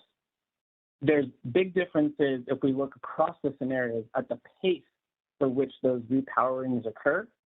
Generally, the scenarios that decarbonize more quickly or the scenarios that have higher loads repower the coal sooner. So you can see the carbon price scenario, the net zero accelerated, the net zero by 2035, those all repower coal between now and approximately 2035. But some of the other lower load scenarios or more moderated pace of decarbonization scenario begin the repowerings later and might not begin the repowerings until 2040 or 2045. But in all cases, they're completed by 2050. The one thing I will say is, well, an additional thing to say is that even before the repowerings occur, so while coal is still on the system, there are ways to reduce the carbon emissions from coal simply by changing their operation. And that could be by using a blend of coal and natural gas to generate power, or by operating them seasonally. So shutting them down during the low seasons like the spring and the fall, and then turning them back on during the peak season, summer and the winter. We go to the next slide. This is looking at GHG emissions over time across all of our different scenarios. So as we've discussed, we looked at a number of different paces of decarbonization. You can see those here on the left that should look familiar. What's important is that the scenarios that decarbonize at a faster pace, they emit over the 30-year period, the coming 30 years, they emit aggregate much less carbon than the scenarios that decarbonize at a more moderated pace. So that shouldn't be a surprise, basic arithmetic, but nonetheless, it's always good to show what the total quantities of emissions between these different scenarios are. And that's what's in the middle graph right here, the total quantities of emissions. So the faster you decarbonize, the less you emit over the period. When we look at some of the most aggressive scenarios, or some of the most accelerated decarbonization scenarios, they have to add a lot of renewable generation on the front end to achieve those accelerated targets. And so just as an example, you can see, if we look on the right-hand chart, in that left cluster of bars, you can see the dark green bar that's really high, around 550 megawatts. That is the net zero by 2035 scenario.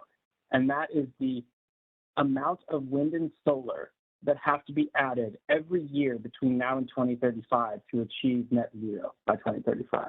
And so that's about 550 megawatts of new wind and solar every year between now and 2035. So that's effectively a power with purpose every year between now and 2035. So there are, that entails a lot of costs. There's a lot of issues with that, but that does reduce carbon emissions sooner rather than later. And then finally, if you go to the next slide, we have some summary on generation cost impacts. So we've covered this in some of the different scenarios, but you can see here what we expect the cost of achieving net zero carbon to be. And I think one of the bright positive takeaways from this is that if you look across all of the net zero cases that are listed here in blue, and there's a net zero balance case in the middle, but other sensitivities as well, it results in about a 1.4 cents per kilowatt hour increase relative to a reference scenario where there is no decarbonization target. And so if you put that 1.4 cents or somewhere between 1.1 and 1.9 cents per kilowatt hour in context of today's 8.8 cents, cost is in the eye of the beholder, impacts are in the eye of the beholder, but it is a relatively reasonable or moderate cost impact to achieve these very significant decarbonization targets. If OPPD were to pursue a pathway that was not a net zero pathway, but rather an absolute zero pathway that involves eliminating all carbon emissions from the system, not allowing for any type of offset, those are the three cases on the right with the red bars. And depending on the technologies that are available, those absolute zero cases cost different amounts. But in the most extreme case, the absolute zero mature only case, so this is the scenario where the system has to get all carbon emissions off the system, so there's no gas at all, and it can only rely on wind, solar, and battery storage. That is an extremely expensive case because it has to build so much wind and solar for reliability purposes, and it effectively more than doubles the cost of electricity, adding 9.1 cents per kilowatt hour to a base of what is today 8.8 cents on average. So overall, many different pathways, but definitely some reasonable cost impacts for many of the pathways that we examined. Okay, and I think if we go to the next slide, I will hand it back over to Colton for next steps. Thank you, Zach. Maybe if we move to the next slide, great. So at this point, we're just wrapping up our portfolio optimization. There'll be time for discussion in a minute, but we're really looking for comments and feedback as we take those into workshop number 6 upcoming. And there's still yet work that needs to be done to finalize this risk and resiliency analysis that OPPD is conducting, and then development of that final reporting. Additionally, there are detailed tasks that are still required, even within this analysis, for high-level looks at aspects such as operational reliability. And so that's work that we still have upcoming between this current workshop and workshop number 6 on December 9th.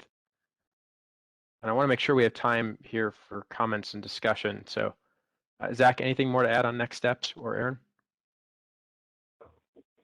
Nothing to add. I think it's probably best used to take questions here. But yeah, we're definitely happy to take questions now, as well as written comments. And I know that written comments are often the best way to convey some of the significant thoughts that stakeholders are going to have.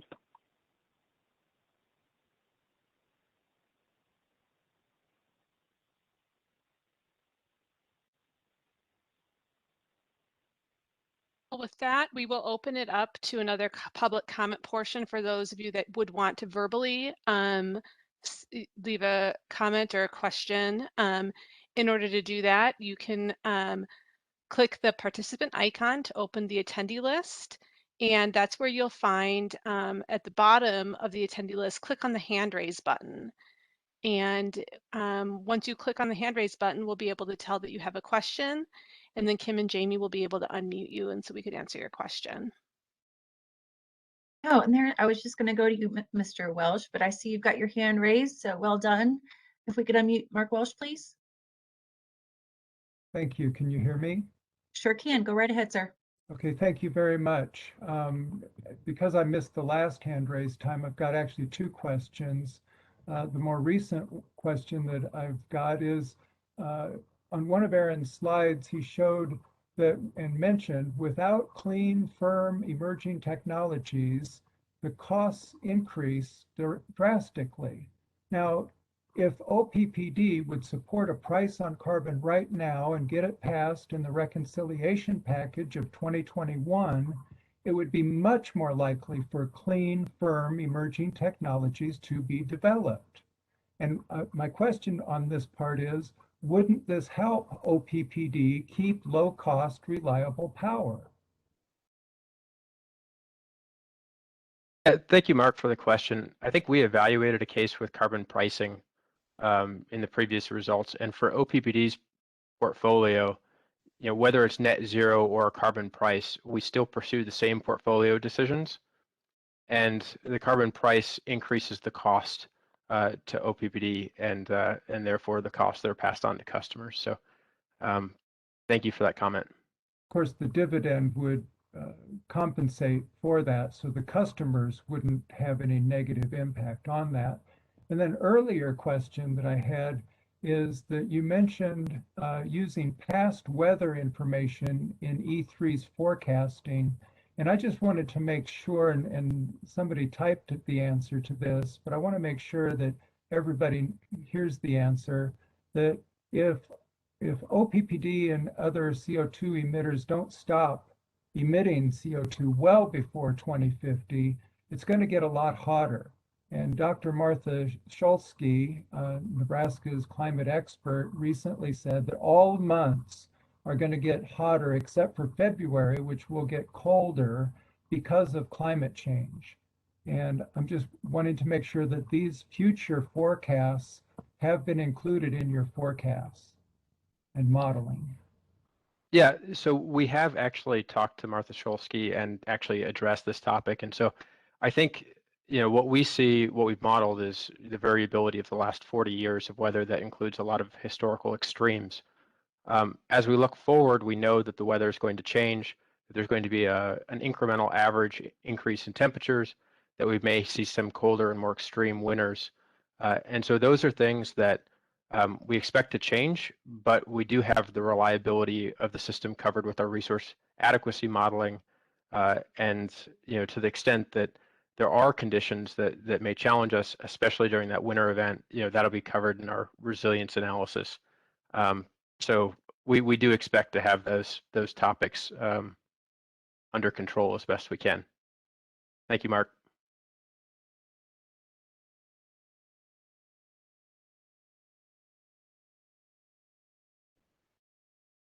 Okay, looks like we have a question from Mr. Lester. Could we unmute him, please? Go ahead, sir. Yes. Well, all your scenarios basically include a substantial amount of solar and wind additions, and one of the results of that is going to be a tremendous amount of additional transmission needed locally and hopefully nationally, which would preclude some of your scenarios that how much backup and storage we would need by 2050. But you didn't discuss transmission really at all, and how much transmission would need to be built just within the OPPD territory and interconnections to the bulk grid to make this scenario work. Do you have any estimates of that and what it would take and where, because the placements of all these solar can't be done with just the existing transmission, and certainly the wind can't either. Yeah, Louis, I think many of the same folks that that are working on that topic, you know well.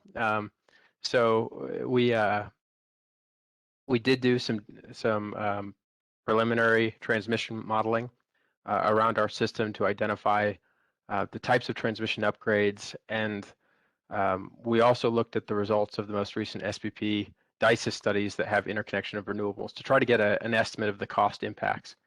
And so I think, to the extent we can, we've incorporated costs associated with large amounts of new transmission to be able to handle some of those resources. But I think,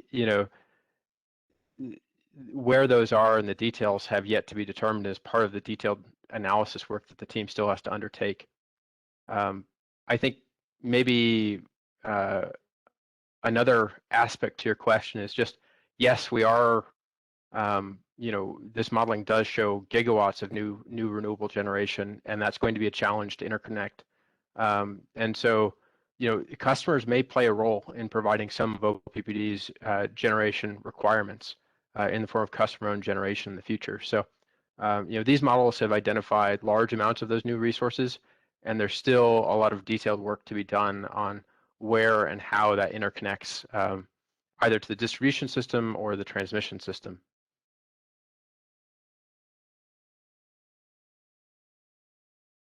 Hopefully that answers your question.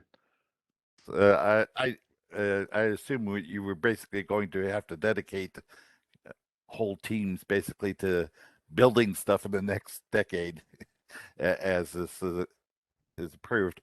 But one of the things you also rely on is efficiency. And the only way I see the efficiency programs working is, one, replacing all the metering so that you can initiate some of those programs, but also you need to initiate some programs where you're encouraging dramatically the switch from natural gas to electric, and the timing of electric vehicle chargings and all kinds of things. Those programs all need to be put out and then be very aggressive. Is there any outline for aggressive programs for all those yet, or the might look like in the time frame that they would be presented? Yeah, I can take part of that. So I think for part of it, we did conduct this multi-sector modeling as part of the initial work that we did, and you're right, it identified building electrification and transportation electrification as two really fundamental drivers in helping the rest of the economy decarbonize. There's a lot of detailed work that still needs to be done on how the adoption of those programs might be encouraged. And so I think the customer team is looking at that, and that's, I think, some of the details that that's some of the specific study work that's going to be driven by the results that we've been able to achieve with the study so far. So I don't know if anyone from OPPD can provide a more specific answer, but I think what we know is that this study says that those things are very important, and we need to go really dive into the details of what that looks like in the near term.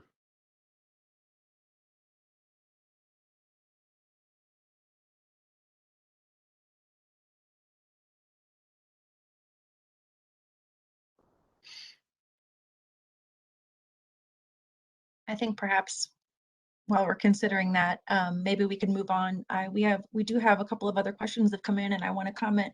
At least note for people, we want to be cognizant of your time. Could we please unmute Ms. Mendenhall?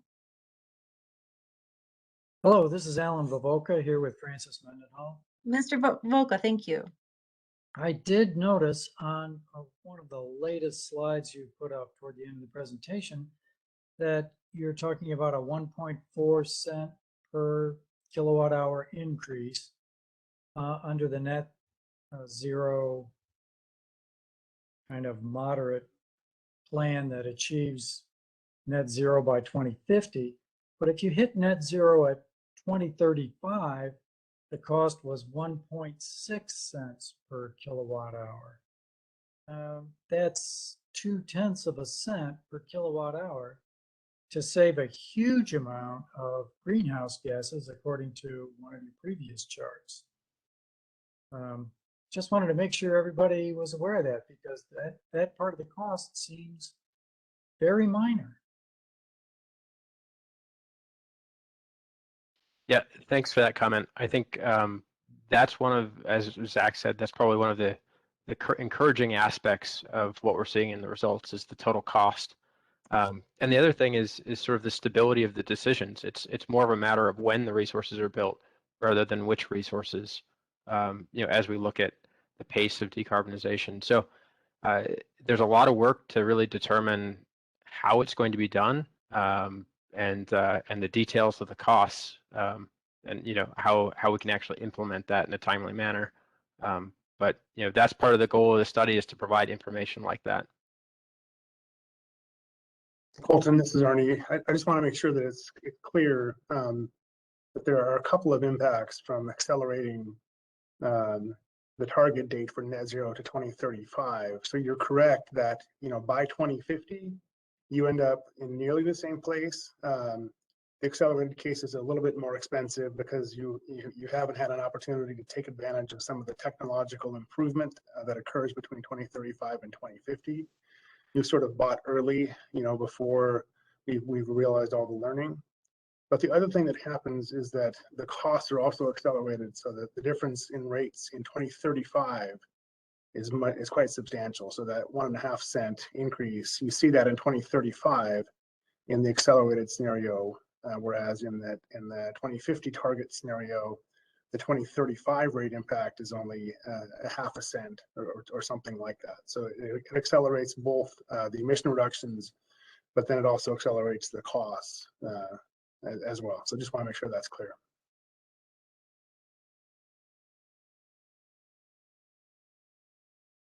Thank you, Arnie. And I think if we have answered you, if you could raise your hand, I want to try to get to everyone. I've got one here from Kay Carney. Can I have Ms. Carney unmuted, please? Hi, thanks for taking my question. I have two questions, actually. Does the energy efficiency assumptions or modeling include any time of day pricing or a switch to time of day pricing at some point before 2050? And then with regards to slide 47, the GHG emissions, the carbon price looks like it brings down emissions pretty dramatically and maybe in line with the 2035 scenario, but then it flattens out. Is that because the price that's in your modeling is just not high enough to cause further reductions in emissions? And then at some point, the goal of 2050 is triggered and that causes the emissions to go back down? Yeah, so Aaron and Zach, I'll probably turn it over to you for the technical question on the carbon pricing and the associated CO2 reduction profile. On the on the time of use pricing, I would say what we've included is we've included large amounts of energy efficiency, and we still have to determine how that might be driven. And so rate design that's reflective of a changing resource mix is probably part of that in the future.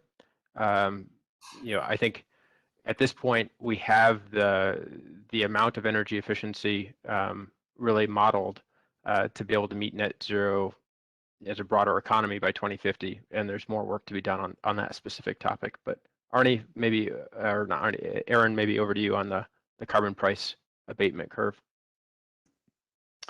Okay. Hi, Kay. Thanks for the question. So, yes, I think you can consider that there are two ways to reduce carbon emissions in a modeling exercise like this. You can either make them cost more and the alternatives relatively more cost effective. So that's what we do by inputting a carbon price into the model, or you can constrain the model to reduce the total quantity of emissions over time. So that's also what we're doing when we constrain OPPD system to reach net zero by 2050.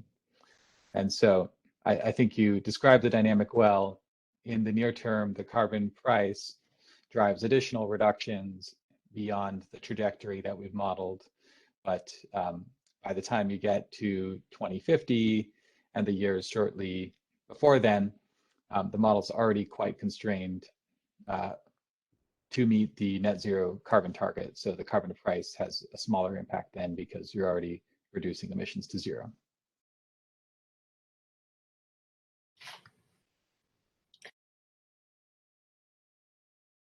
Okay, I think I need to move on to forgive me if I butcher your name, Mr. Liskutov?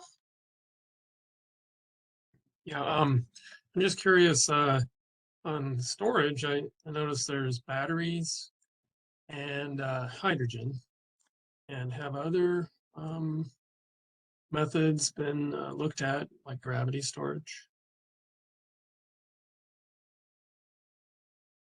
Yeah, absolutely. Actually, energy storage, which I think one of the most fascinating aspects of looking at alternative technologies, things like cryogenic energy storage or gravity storage,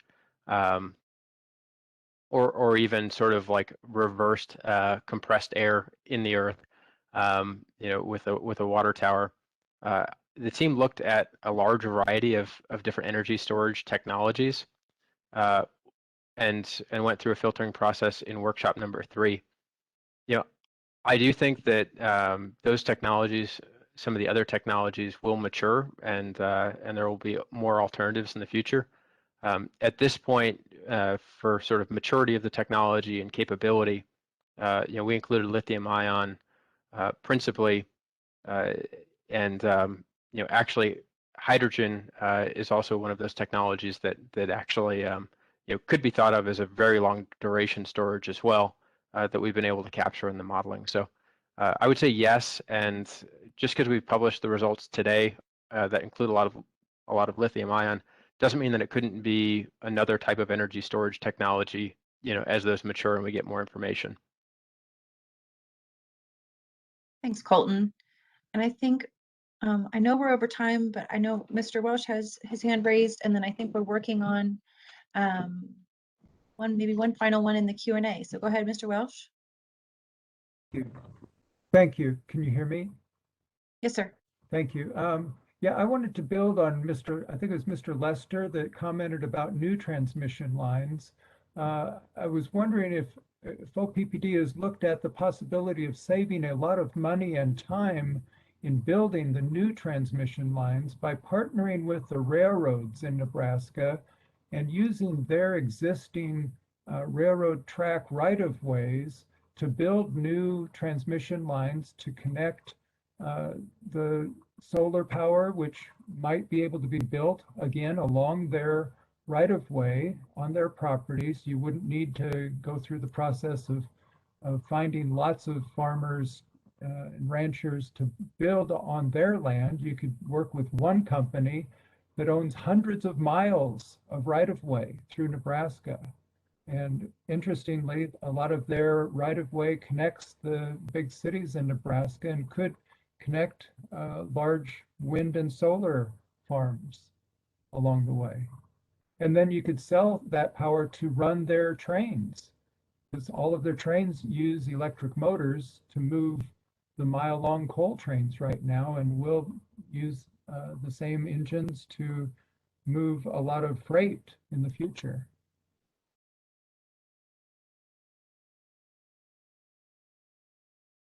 Yeah, thanks for that comment. I think looking to maybe other OPPD staff, I think they've had maybe that discussion with that recommendation before. But the siting and constructing is one aspect. There's the interconnection of that transmission and the studies required for that. That's another aspect of that as well. So it's not just a matter of building it; it's where it connects from, where it connects to. That generally requires a fairly intensive study at SPP's level. I don't know if there's anyone from the OPPD side who has awareness of that as well.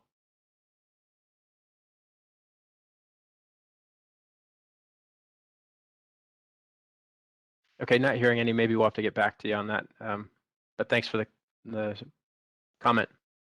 Yeah, I think it was just brought up amongst the team that it's a good concept, and we're looking at all options. So thank you very much, Mr. Welsh. I think that everyone who has had their hand raised, we have answered your question. So if you're good, I'm going to need you to go ahead and click on that hand so we can lower it. I've got some comments in the chat thanking for clarification. Mr. Lester, does that mean you still have a question? Okay, good. Yep. If on the proposals for this is I still even the 1 point the range you have going to 2035, to put that in perspective, that's still only 1.2% increase per year on average for the next 15 years, which is not a extraordinary amount. And certainly with some of the recent fluctuations in gas and coal prices, I would think the stability of price predictions with the solar and wind contracts would be offsetting to the economics of it, which you didn't really discuss, is the volatility of pricing that we've seen just in the last year. We would be immune to that for the price increase, which is not that outrageous of a price increase. Some people right now with gas are seeing a huge increase in their billing. Also, there's right now people are making decisions. They're building houses, putting in electric or natural gas. People are building things or replacing things now that are going to be long term. So it sounds like if no matter which direction we go, we should be implementing something right now to encourage people to go electric, because they're making those decisions that are going to be in their house for a long time. Is there any programs that you have that are going to make new construction incentivized enough that they're all going to be electric? Yeah, good questions and comments there. I guess, one of the things that I would remind folks with the rate, when we talk about the rates and we talk about the increase over time, is that it's not necessarily going to be smooth as we transition. As we talk about project execution and all the details and infrastructure upgrades, we still have a lot of work to figure out the specifics of how that cost impact may impact customers and when. And so that's still to be determined. And I think you make some really good points around,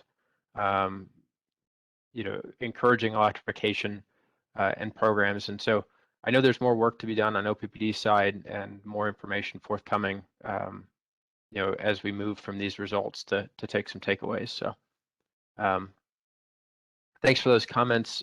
I think, Jamie, we're running out of time here, so I'll turn it back over to you. All right. I think we're good. I think we've addressed just about everything that we could in the chat. Looks like we've handled those. Mr. Lester, we got you, so you can go ahead and lower your hand. I don't see any other hand raises at this time, Colton. Are we over? Next slide, you or Sarah? The next couple slides, excuse me, our poll everywhere questions, and we are out of time, so I'm not going to do that. Instead, the questions that we wanted to ask you is, what stood out to you personally from this presentation?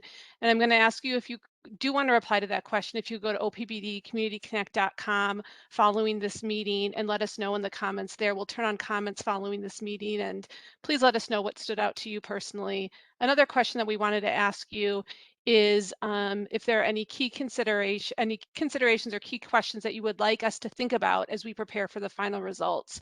So please let us know any additional key questions or considerations on OPPD Community Connect. It's where you found the link to get to this meeting. There is a recordings and feedback page on OPPD Community Connect. As soon as I get that recording, I will put the recording up. We'll put these slides up there as well. And there's opportunities there for you to ask us additional questions and leave additional feedback. We'll be accepting that feedback from this initial results presentation through November 7th. So I just wanted to kind of plug those questions there and kind of turn it back over to Colton to wrap up this slide if he has anything additional to add. No, I think you have it, Sarah. We're going to post the results online on OPPD Community Connect, and we invite you to join us on December 9th for the final results. Very good. And again, December, just the slide. I'm just seeing if there's anything else that we didn't cover. There will be a post-meeting survey as well as you close out of this presentation, and also through your email, you'll get a survey from us. Again, we really appreciate your feedback on those surveys, and we use that feedback to make every workshop better. So that's another opportunity for you to give us feedback. We'll see you again on December 9th. Please give us your comments on OPPD Community Connect by November 7th. And again, if you want to have us talk to your group, find us at oppd.com/speakersbureau. I believe we ran out of time for additional comments, but I think we got everyone before. So is there anything else, Colton, that you'd like to say as we wrap up? I'd just like to thank folks that I think we had a substantial number of folks that have been to all the previous workshops. So thank you for bearing with us through this entire process. You know, we will look forward to seeing you in the next workshop. So that's it. Thank you all.